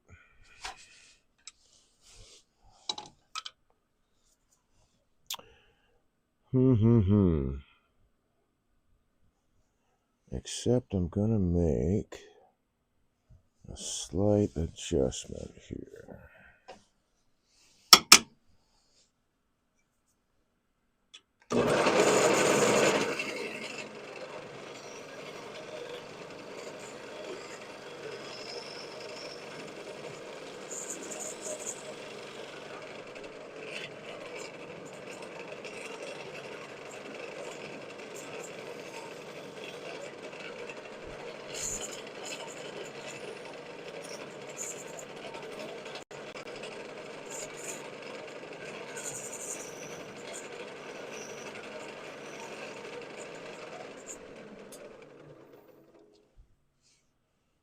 Okay, that will give me the chuck hold I need to hollow it out. I don't need that much to grab onto. So let's sand this beast.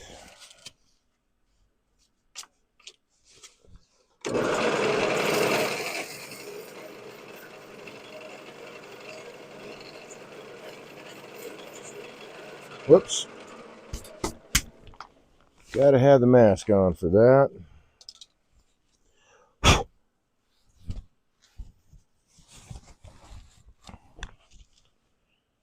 There we go.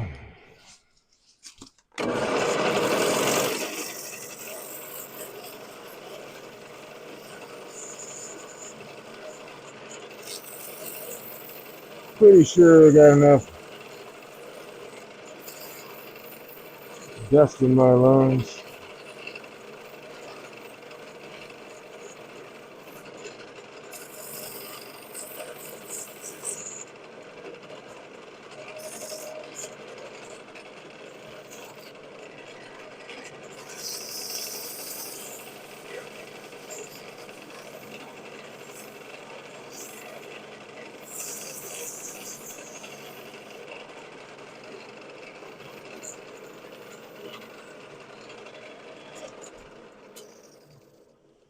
And then I think I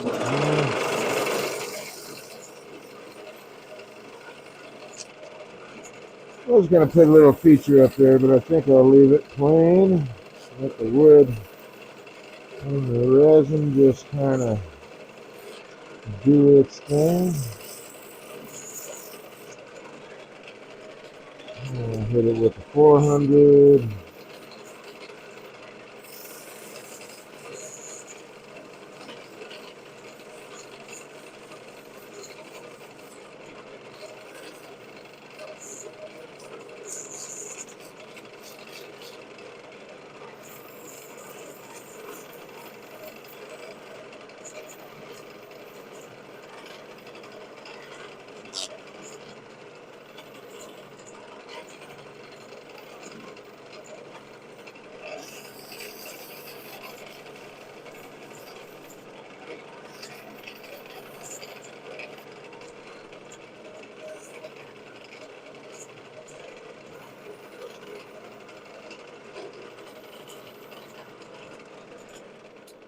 Now I believe I can do the...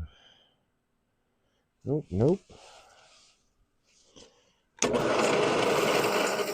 little bit on the top here.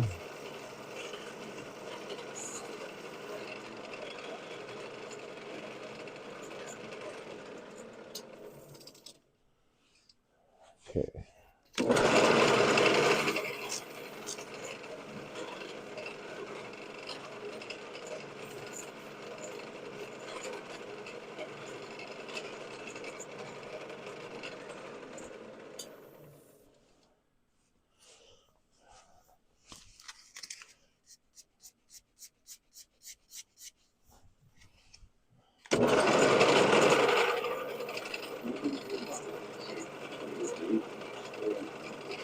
Coffee stream bud.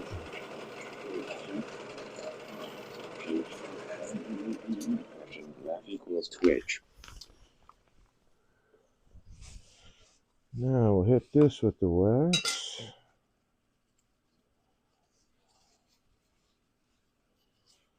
Buffing balm. Oh.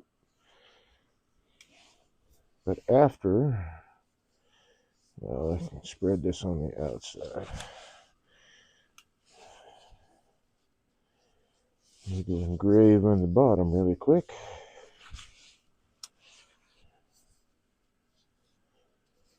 A little bit of that.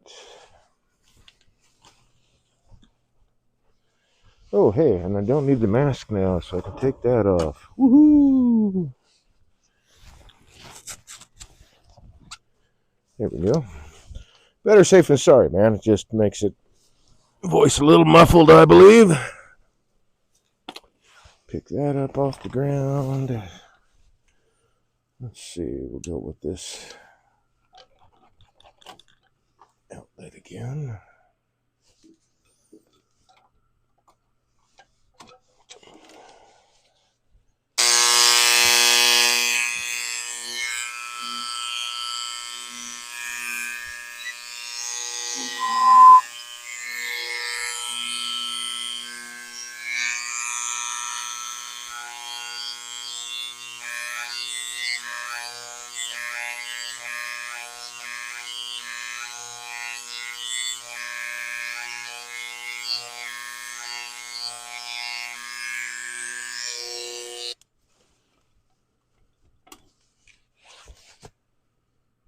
Okay, now I can finish the outside completely.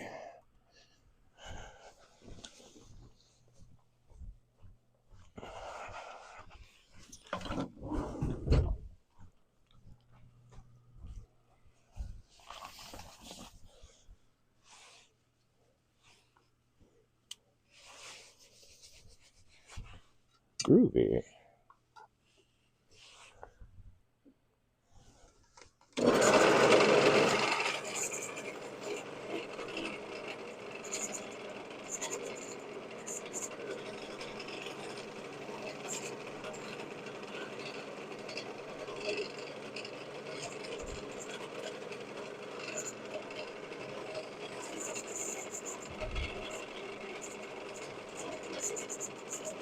Doesn't matter what species it is, man. This buffing balm really seems to bring out the warmer tones, natural tones from the wood. Just looks amazing.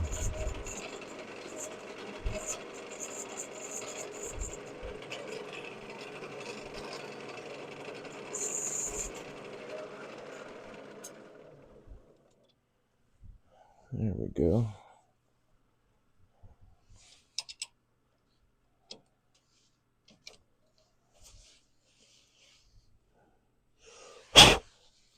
Ignoring all the dust, especially this resin.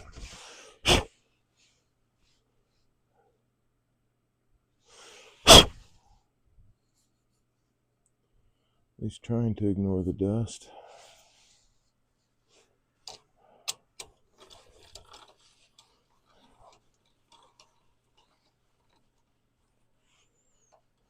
Let's put it right there.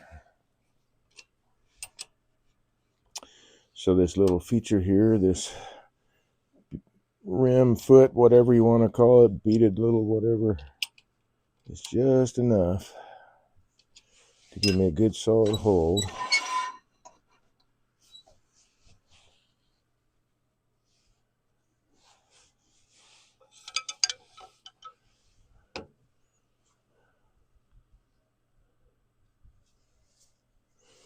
Drop this guy down. And I can hollow this out. Oh yeah, I was going to change bowl gouges. Now this one is dull.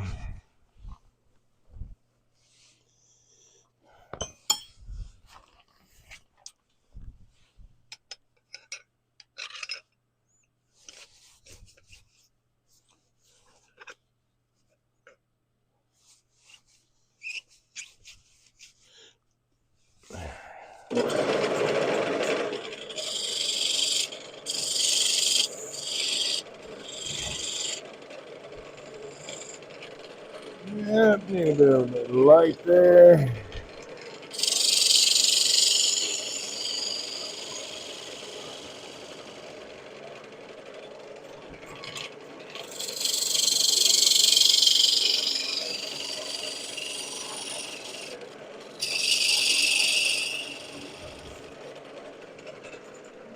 think that is the bottom depth I want to be at.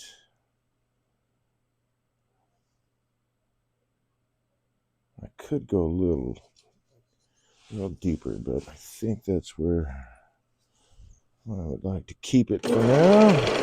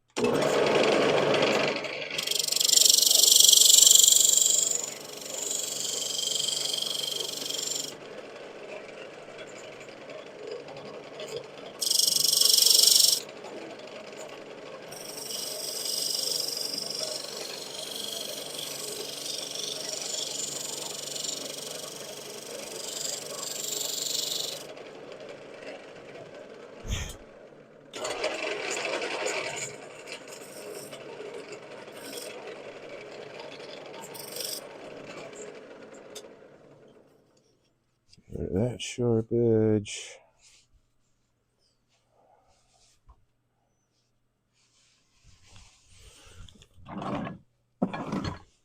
There you are.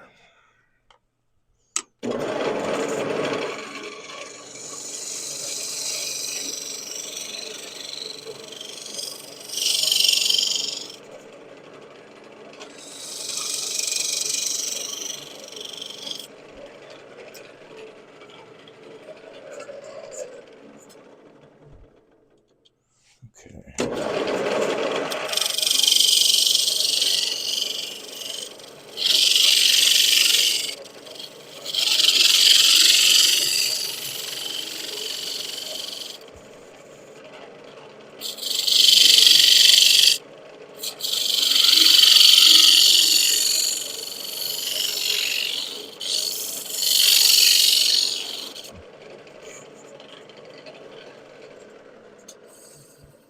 All right, so I might see the potential of owning one of these.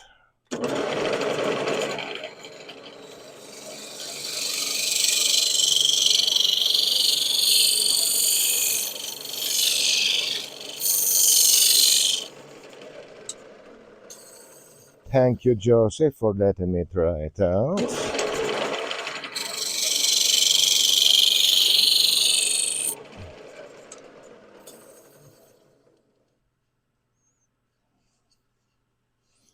Okay, that'll work.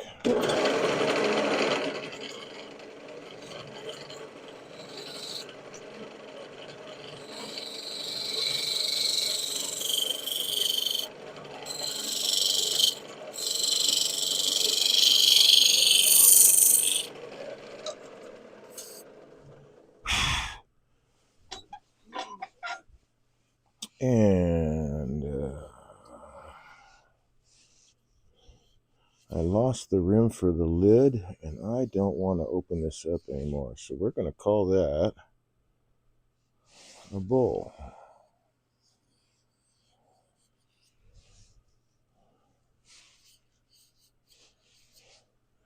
All right, let's see. I need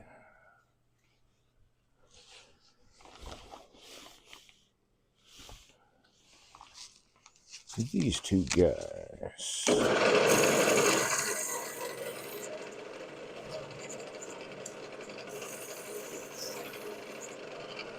I really like the shape of it. I don't feel like I gotta. And with all the features that is just shown up right now, I think I want to leave it the way it is. Although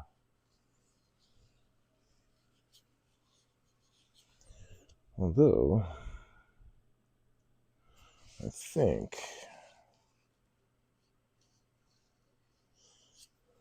no, we're good.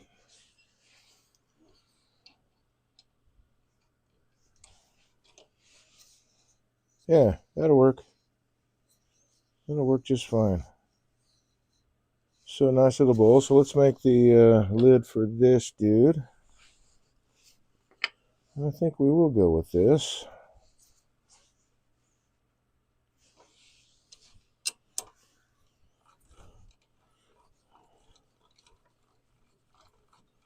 which means I think my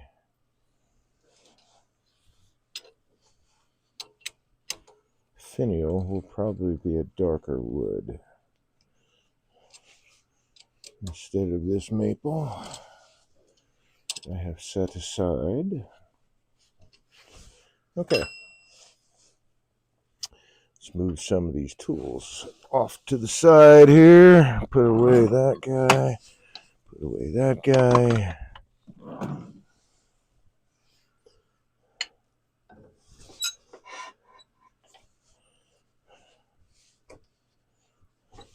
I want to take a look at diameters here.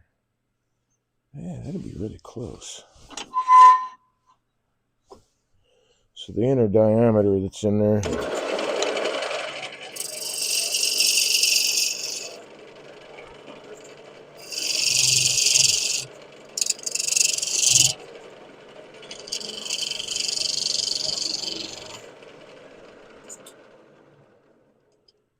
probably not far enough, but that'll be close, I think. Yeah, I'll have to make it a little smaller, but that's all right. That's what we're checking out here. Yeah, I think there's a big air bubble in there for where it was attached.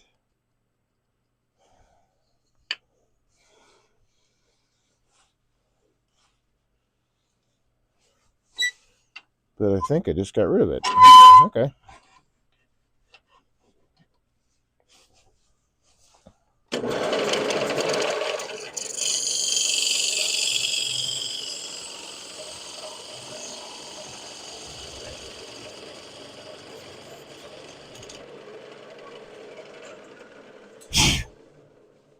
Let's see, that's about the right angle curve.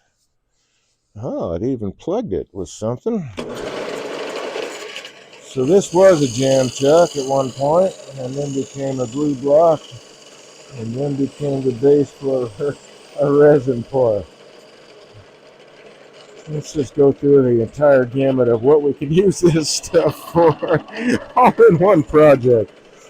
Okay.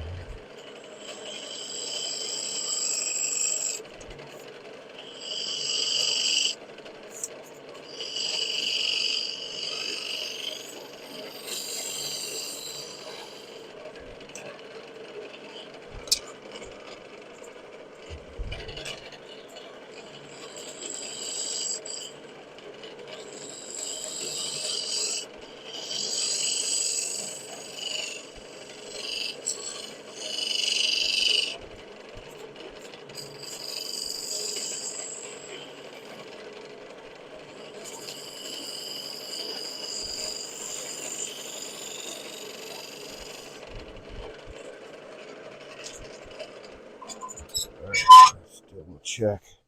I think my lid is too tall. Oh man, but that fit is not bad.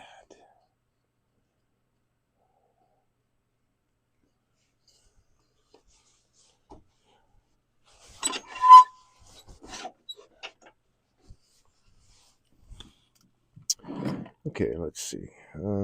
This guy.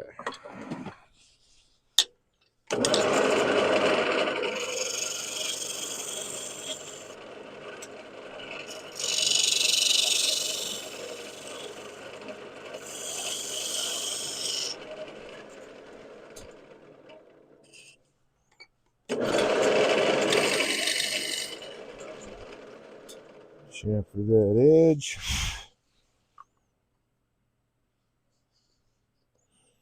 Okay, that's a little bit looser than I wanted.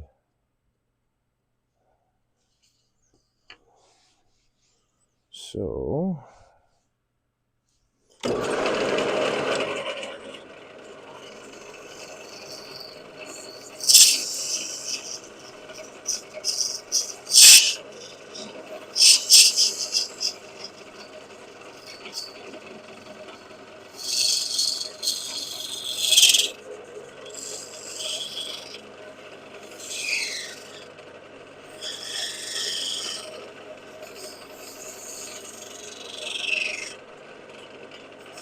we will have to make some adjustments here. All right.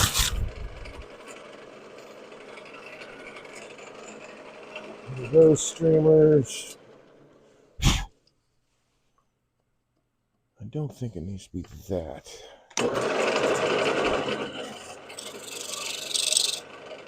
Pronounced a change. Let's see.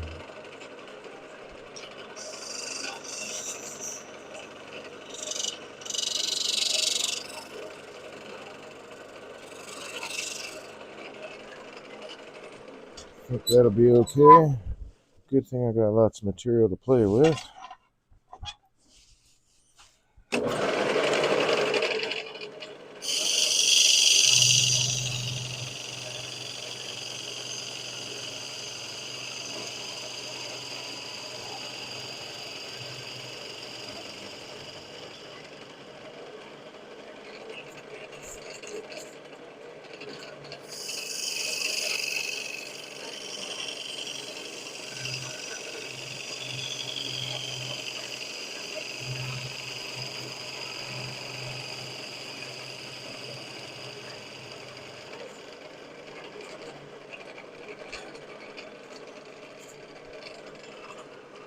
Let's check that fit.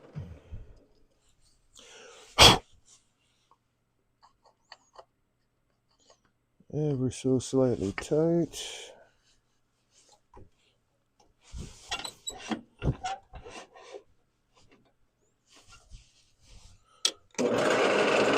So we are zooming in on this.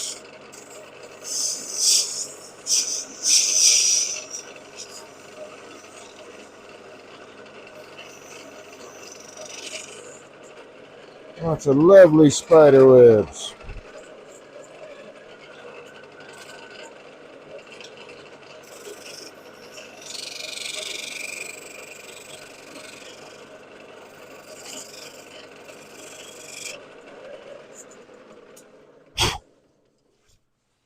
We will sneak up on that fit.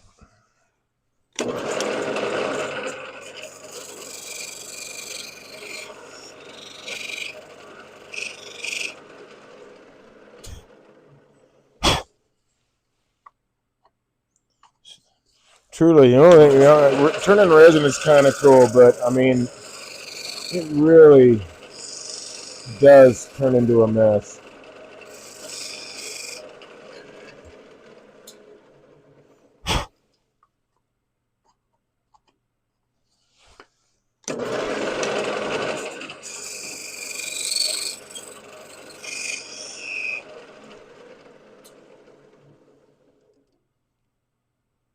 Oh, really close. Okay.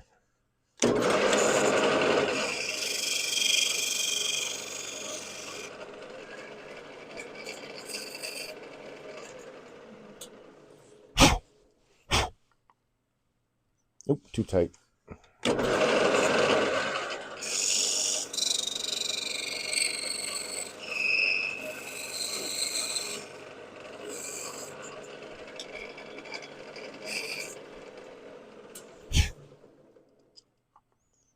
There we go.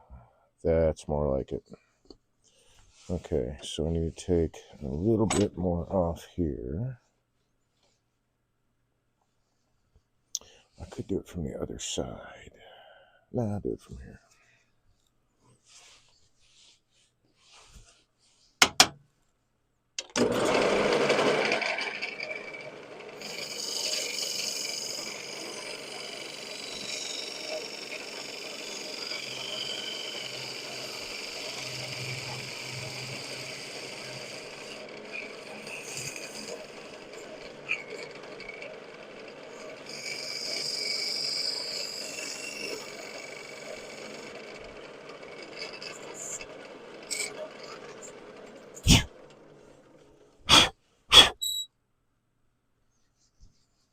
Beautiful. All right, I'll take it.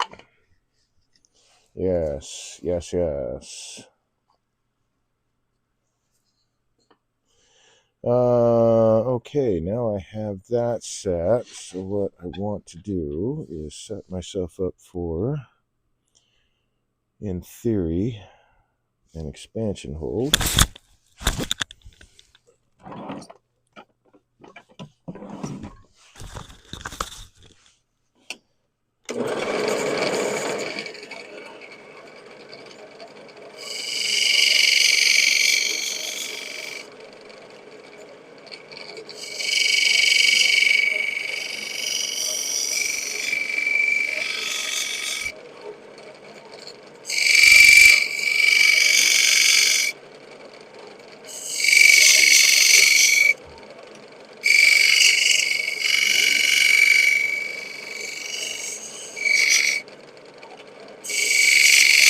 There we go.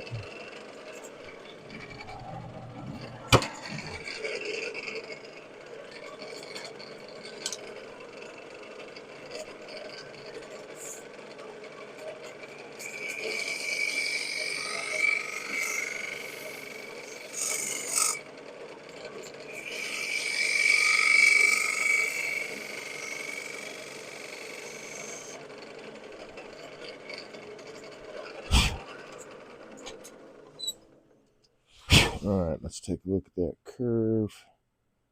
That's really close, I think. So we'll leave it the way it is. Hopefully I can get these particular chuck jaws in here. Let's find out.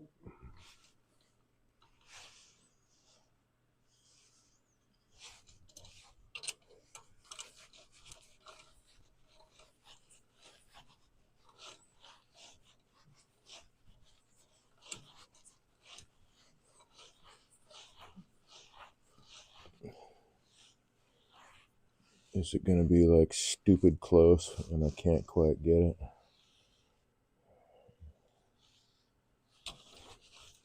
All right.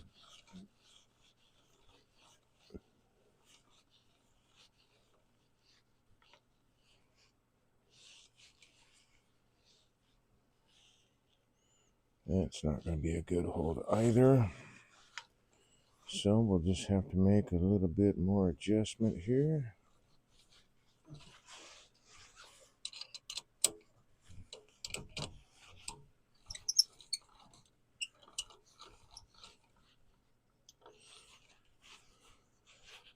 Could have done this a couple of minutes ago if I'd have thought about it.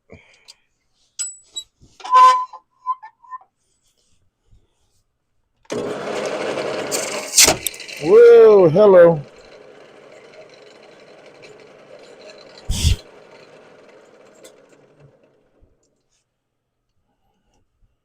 I think I might have. Oh yeah, it broke it out, which is okay, but I thought I hit the chuck jaws with my tool.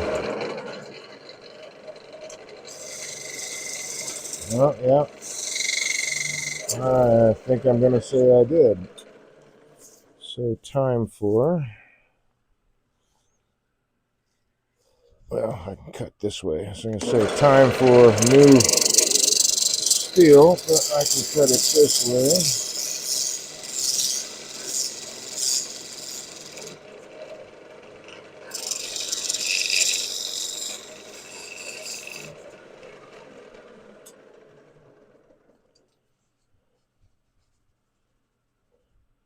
Now that should let me get my chuck jaws in a good spot.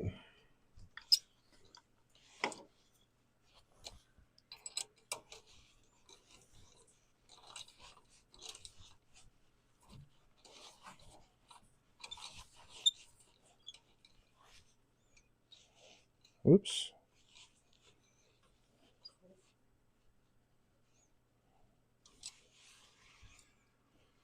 Ooh, that's some sharp plastic now.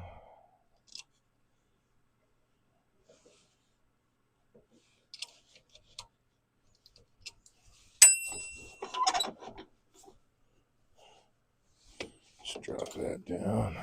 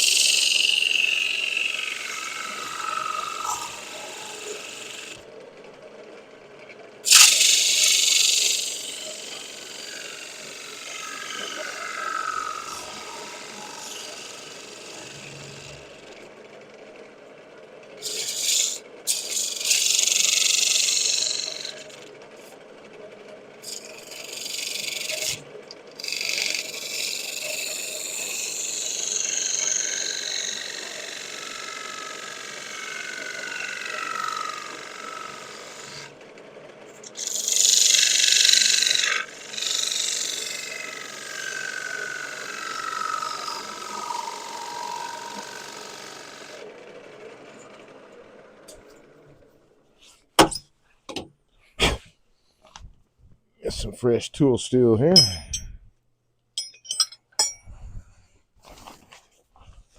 Didn't gouge anything out of the chuck jaws. I just thought I'd hit them. Oh yeah, I did a little bit right there.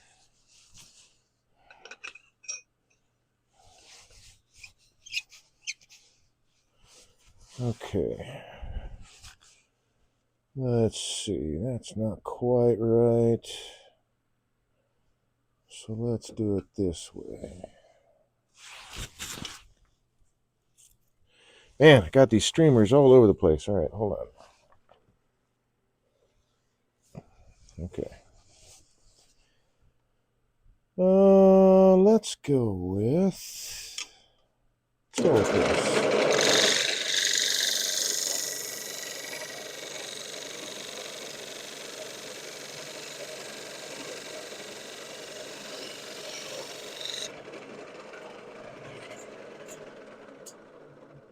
Will that let me do it? Maybe.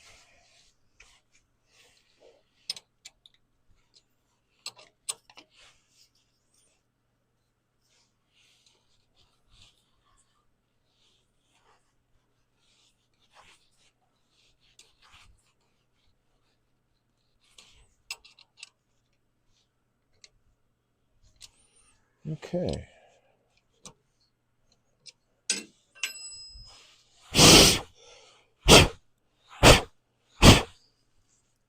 Just for funsies, let's see how that would look on the top. You know, I could, if I follow that curve, that would be just fine.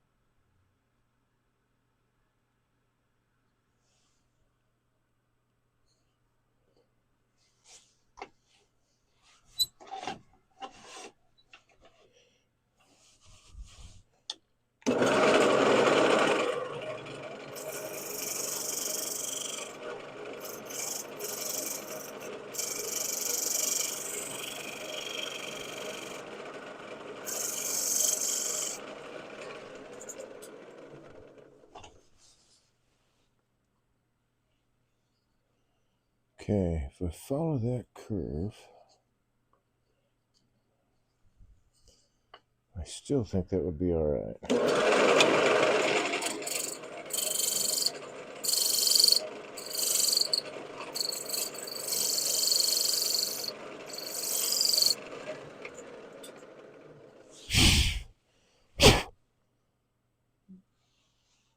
So let me round that over.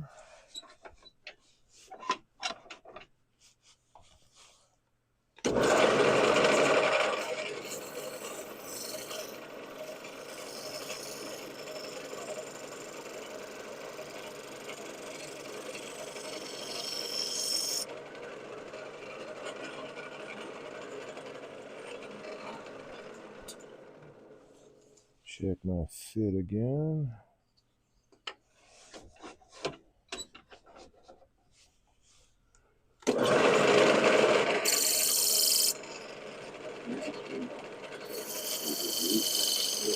Ah, no, don't be doing that.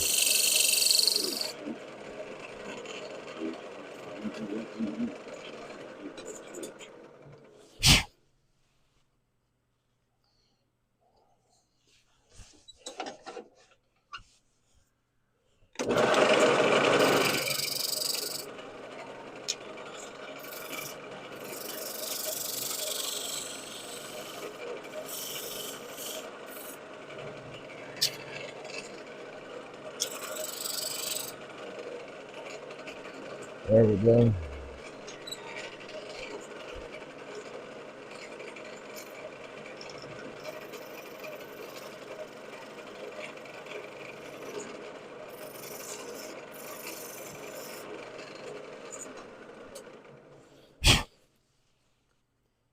Yes, beautiful. Okay.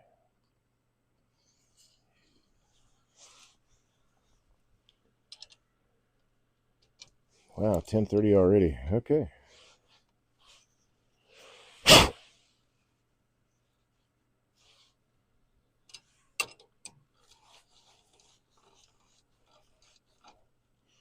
So since this is in spindle orientation as far as the lid is concerned, which is how I want it.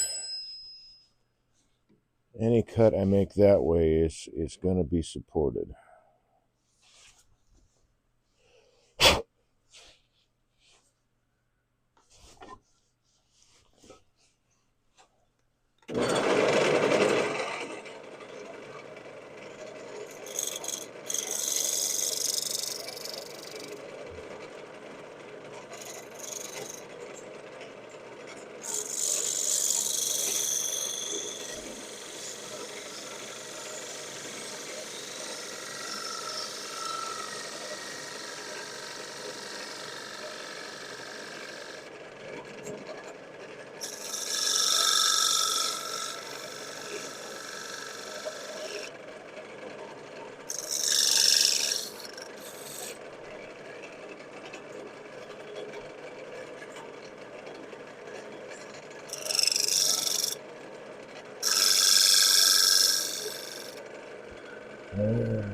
That's looking better.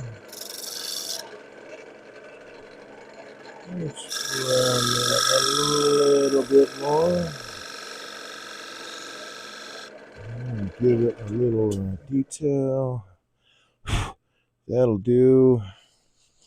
And now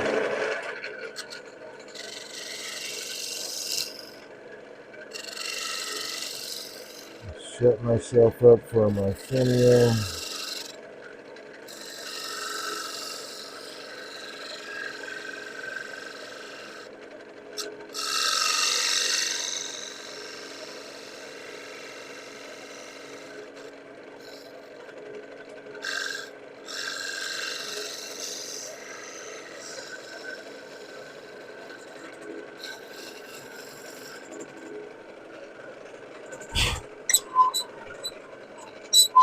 Cool.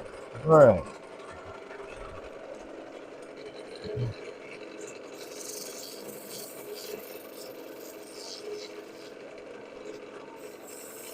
This doesn't look like it's going to take much sanding, so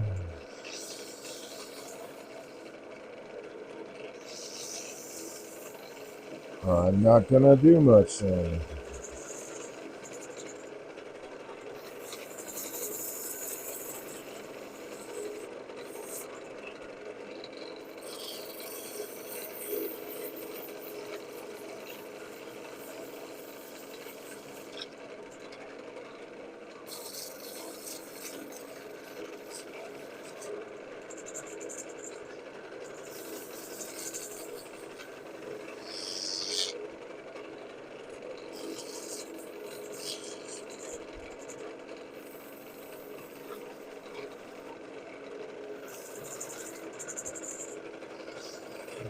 With the 400 now. Now I need to drill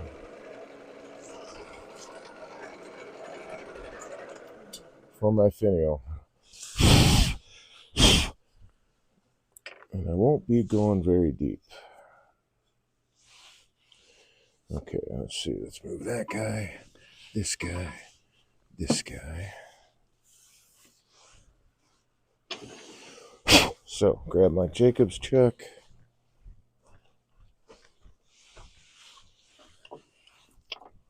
Key and... Oh, that's right. Uh-oh. Chungo. Put it in here. Yep, that is one of those things that is in the shaving somewhere that I'm anxiously awaiting. Spring.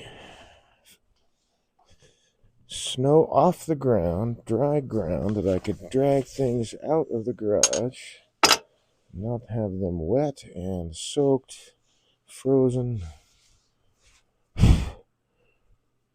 Okay, let's start with this.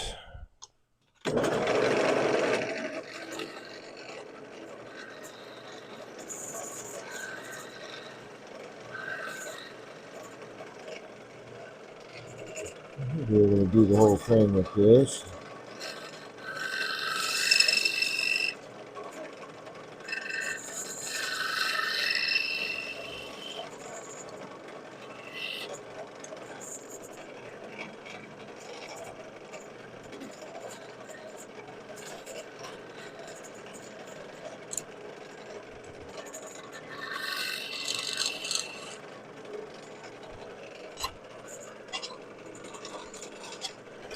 and may not need my Jacobs chuck. Let's see.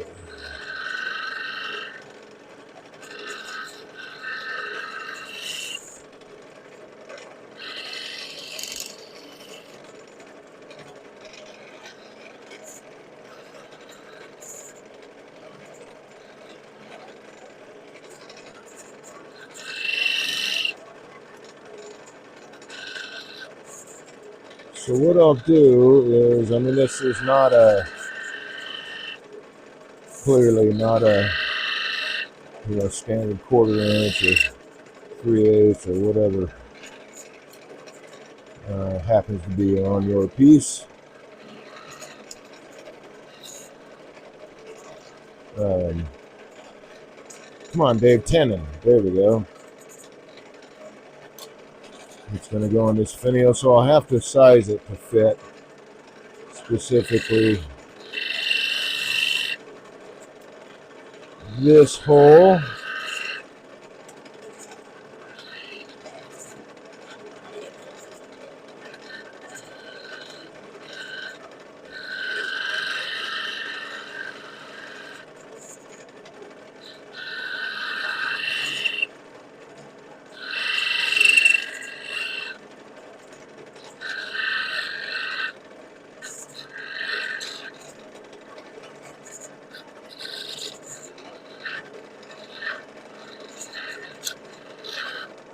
I have my I have 2 open-end wrenches over here that I pulled out earlier, thinking, yeah, I'm gonna need to turn a 1/4 inch dowel. So I bet this doesn't sew this time. Okay, there we go. So I don't need this. Cool.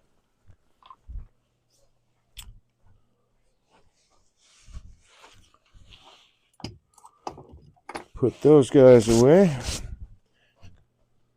Now let's turn a finial.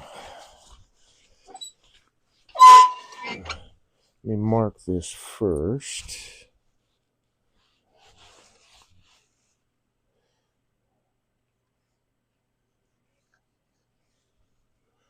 There we go. Because I might need to get this back in the chuck, but I don't think so. Is that concave enough? Yes, okay.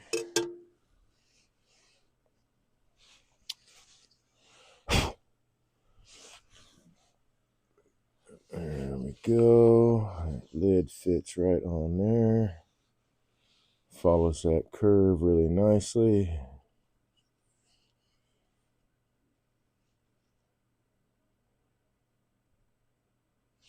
So that'll work. We just need a finial for it. And then put finish on that guy. All right, so we have dark box and a light lid. And even though I pulled this maple out, I think I want to go for a darker wood for the finial on that. So let's see what I might have in the scrap bucket.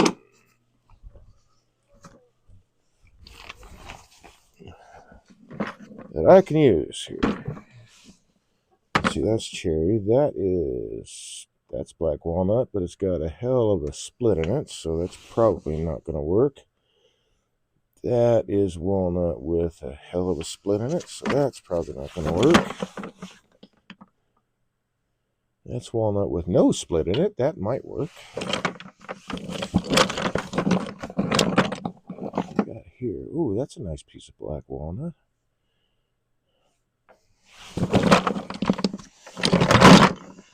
And I'll also look in my pen blanks too. I might have... Oh, what's that? Nope, that's got some splits in it that are not recoverable for... Although that would be a really nice transition. Maybe. Darker and lighter wood. Nah, alright. Don't want to waste that one away. This one... That won't do.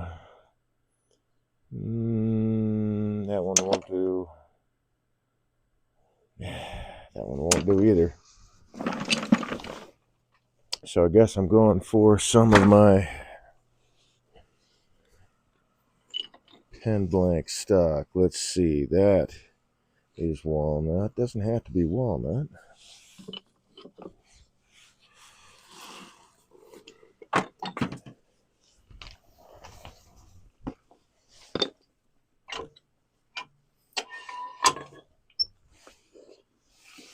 What we got here? Wingy? That might work. I think I'll go with wingy. Oh, except holding it. That's going to be a tricky part. All right, so I guess I might need to. It's Cocobolo. Let's see.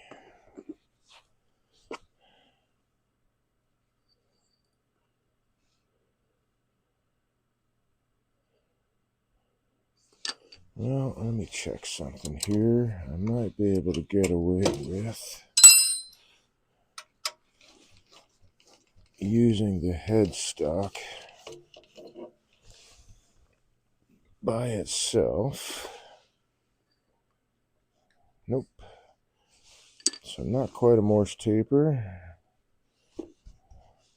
That one's close, but that would be not the right color. So let's grab a piece of some material that looks like it'd be a nice. Well, there's another piece of wingy, but not long enough to be able to use the headstock as the spindle drive. I may have to get a bigger piece. I thought I had something in the pen blanks here that might work. It's a shame that won't work. Well, nope, that won't work. Lignum vitae, I don't think that'd be a good match. That is maple. That is walnut, but it's got interesting. I wonder if I hit that with flame at some point in the past. What else we got? We got this, we got this. Cocobolo. All right, so I'll just go with walnut. That guy right there.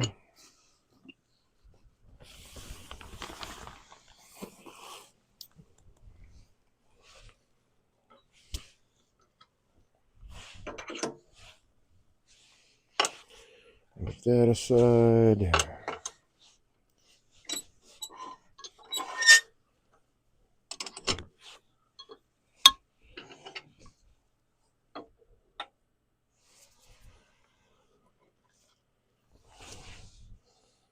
So I'm just gonna eyeball this. Looks about right. That looks about right. So there.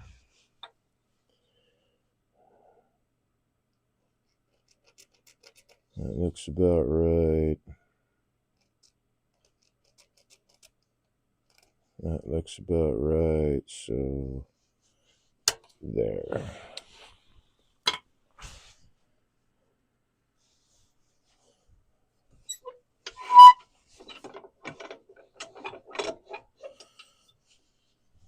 So I'm going to taper this a bit so it goes into the headstock. And I can use it as a spindle drive to turn my finial. I did bring my skew.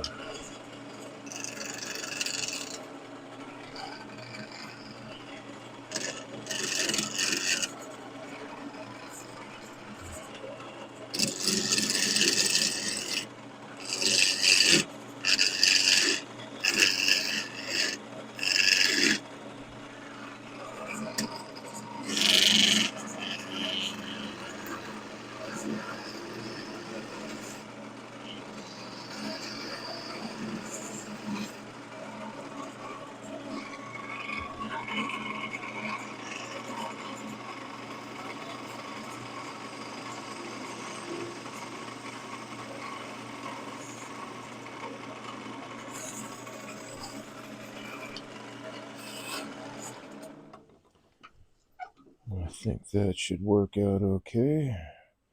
Might need to take it down a little bit more.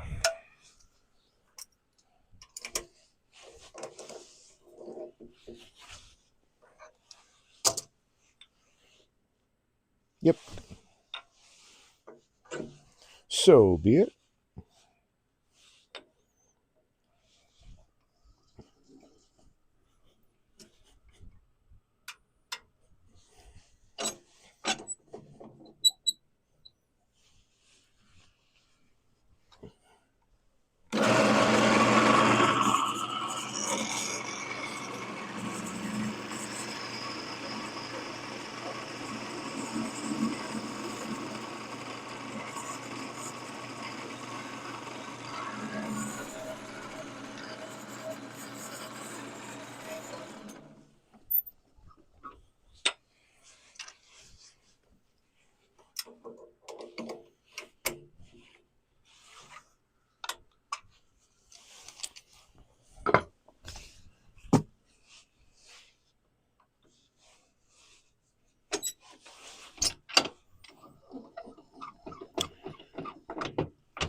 Get that out of the way.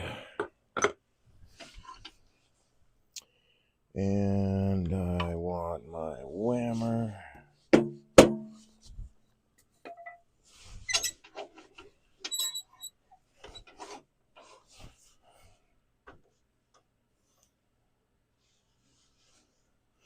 You know, I think I want this on the other side, just like that.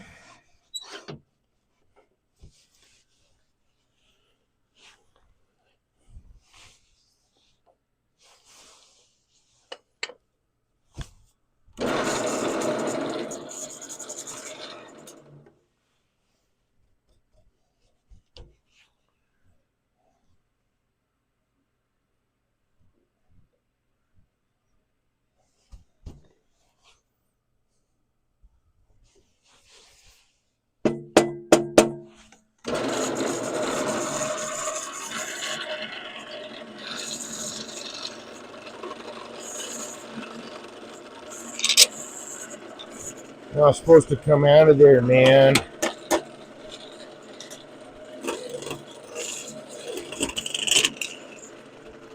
Alright, so I guess I'll need a bit of support,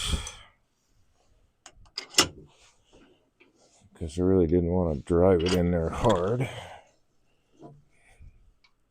That'll do.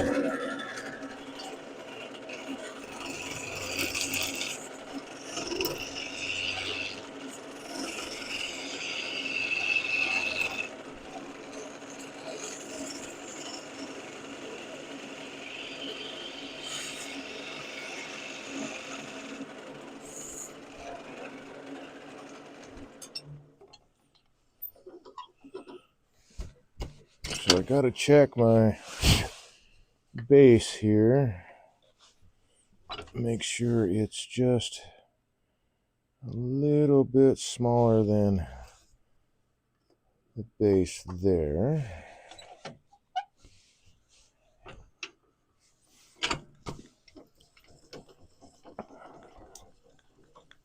Come on.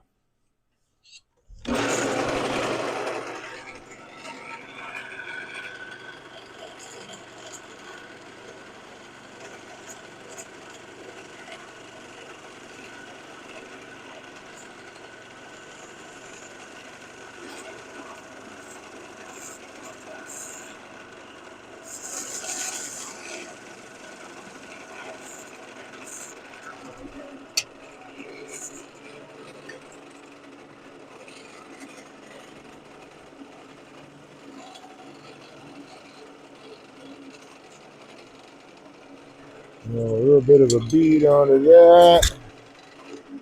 Let's double check that size just for fun and profit. Actually, you know what? That's not going to make a difference. I have to actually make the tenon, don't I?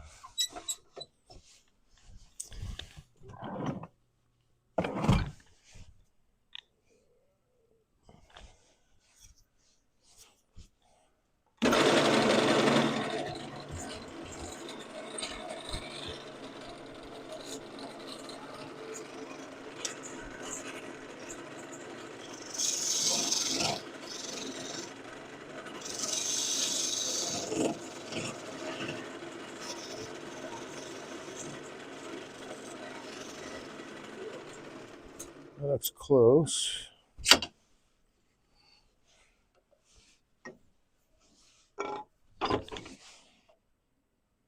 Just a shade big.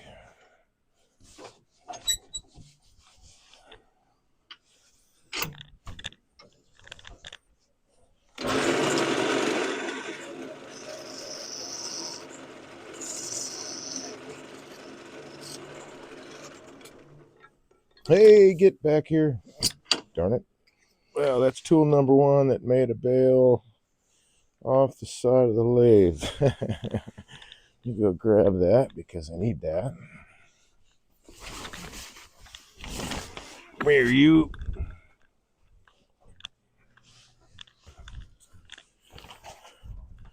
Well, surprisingly, or maybe not, since I made a few changes along the way during a scrap wood project.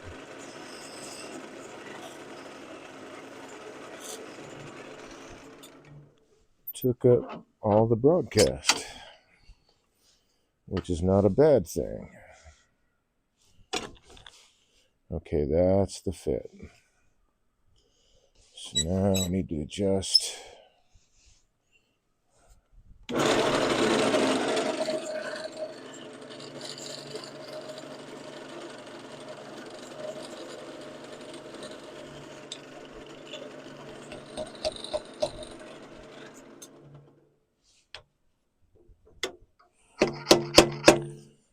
Well, now that I see that line, I can just cut that off.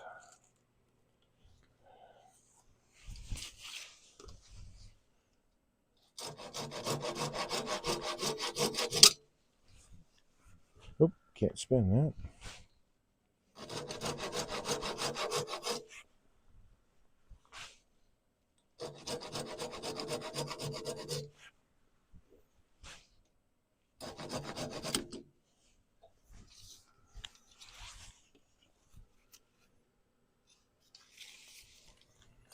Okay. Whoops. Clean that up a tad bit.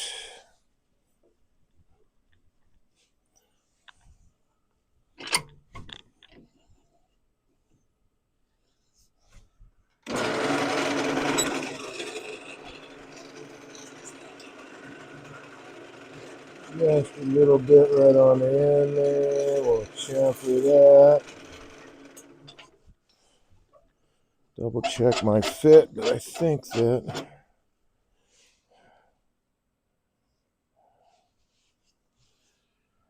nope, yep, it's still just a hair tall.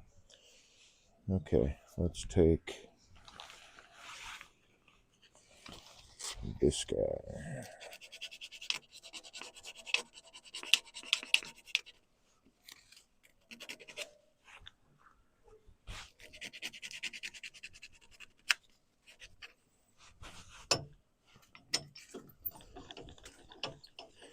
You're also finger poker guy if I let you be.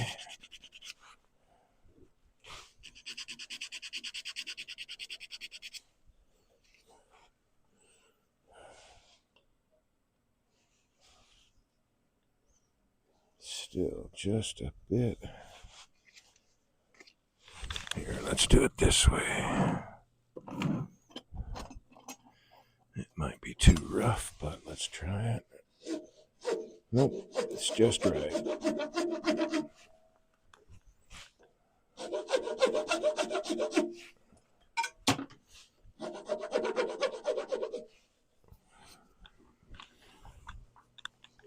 Well, I don't know where that went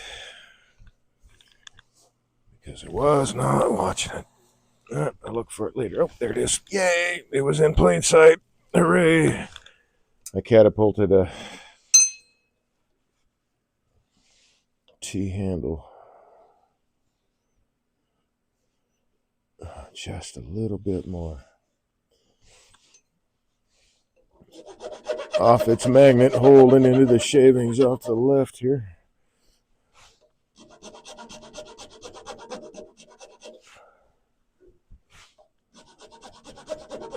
Be nicer if I could actually turn that away instead of having to grind it with a... Okay, there we go.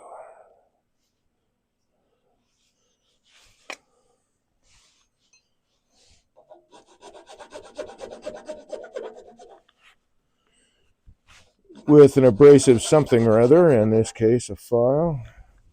I'd rather not have to do it that way, but that's okay. Okay, so now I've got to return that bead. That's steady enough.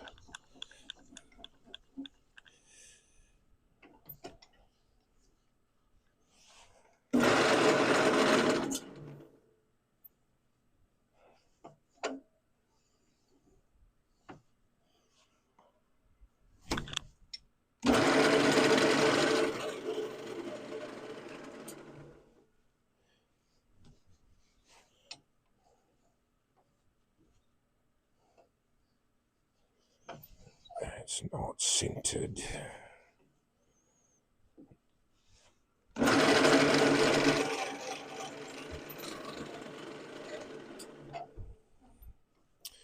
All right, let's try this. Whammer.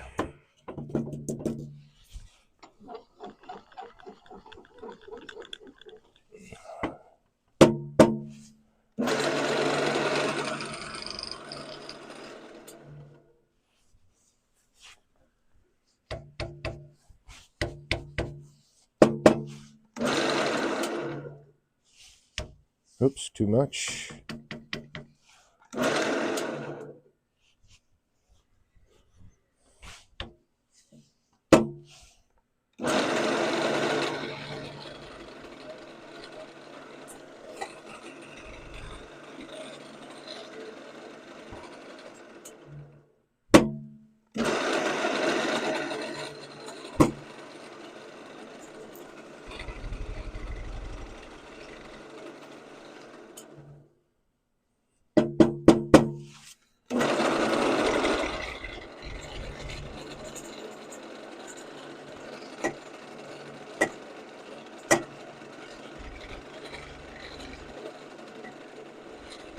I'm trying like hell.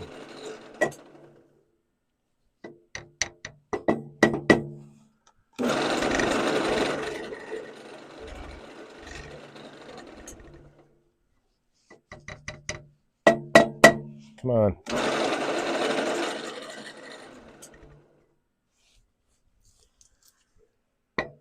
Kofi Stream Bot said, visit Dave Life's Ko-Fi page at https://ko-fi.com/HIINDAV.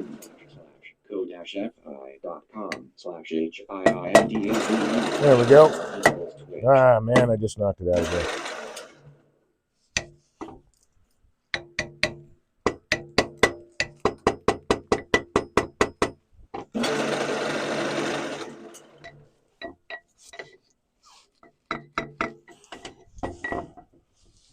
Okay, now that that is close to running true,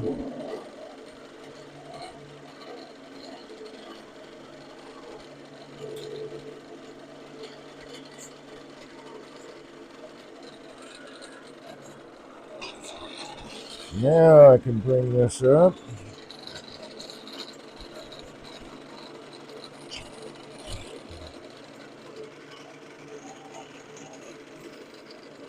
Huh.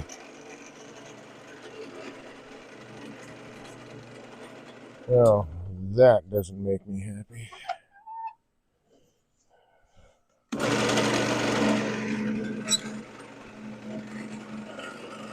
It's not much different, so we're just going to take it down to size.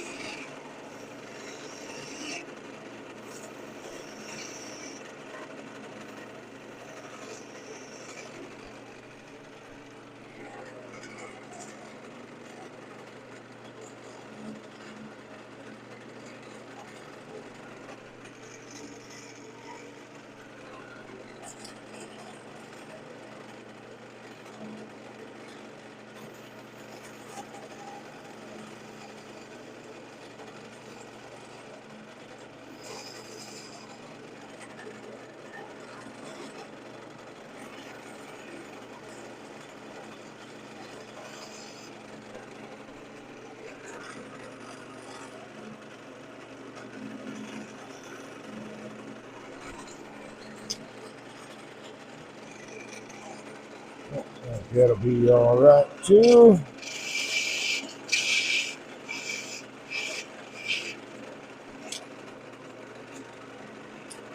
And then I think, let's see, something about that big maybe.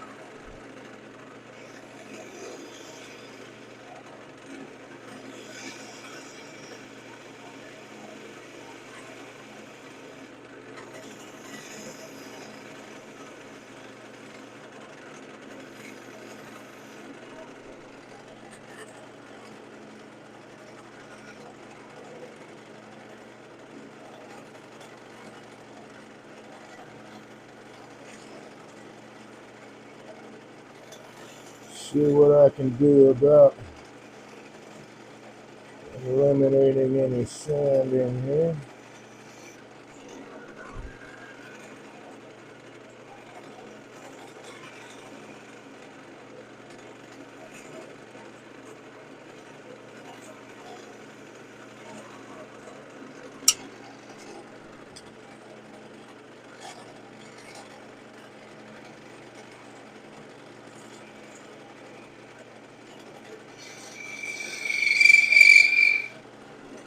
Or at least most of it.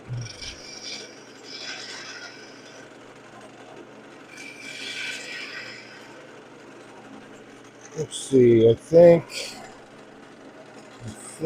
this should be a little more narrow.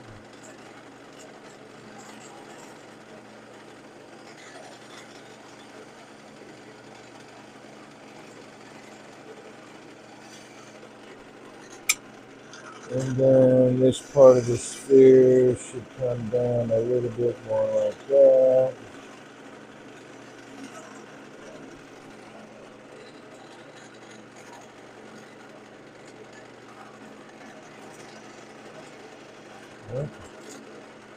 Oh, how did I miss that?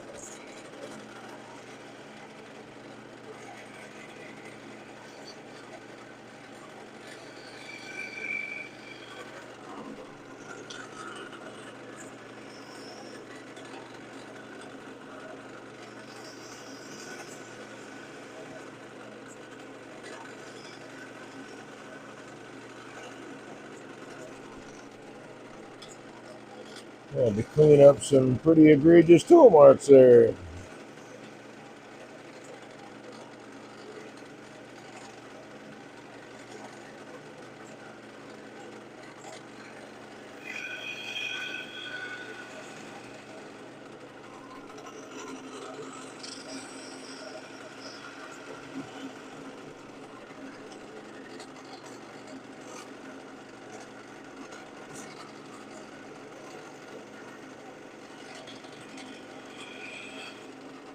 And there's my sphere. Let's see, let's take this feller here.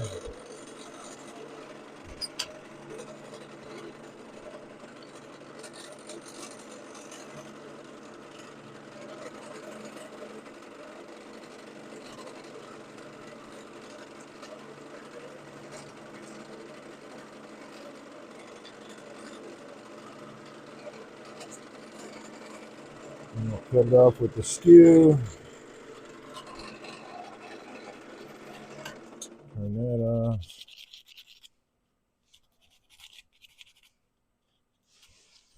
It's a little rough. Doing just a little bit of sanding right on the end there. Let's see, 400.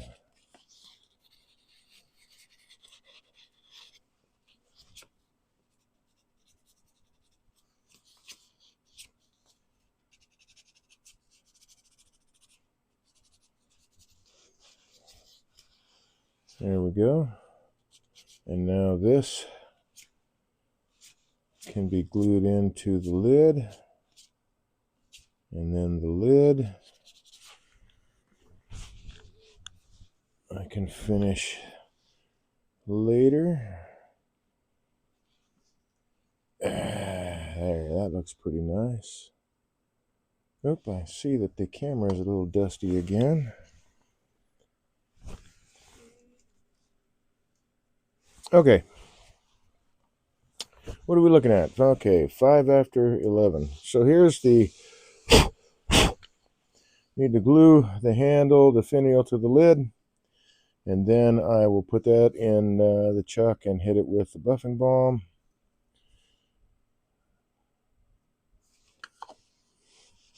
But I think that's a nice little combination there. And then the little bowl. Groovy. Take that out of there. It burnished up really nice. All right. Oh, didn't quite get all the dust off there, I guess. Although that might have a little to do with it. There we go. Okay, cool. So here we are at the end of the broadcast. I appreciate you tuning in and hanging out with me while I turn wood on the lathe, man. Hopefully, I didn't see anything in chat, so hopefully I do my best to explain what I'm doing. I didn't really do so much of a...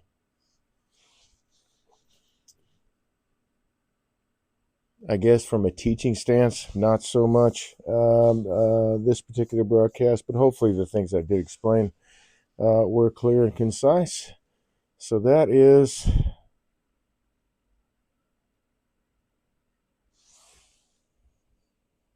a curve matches really nicely.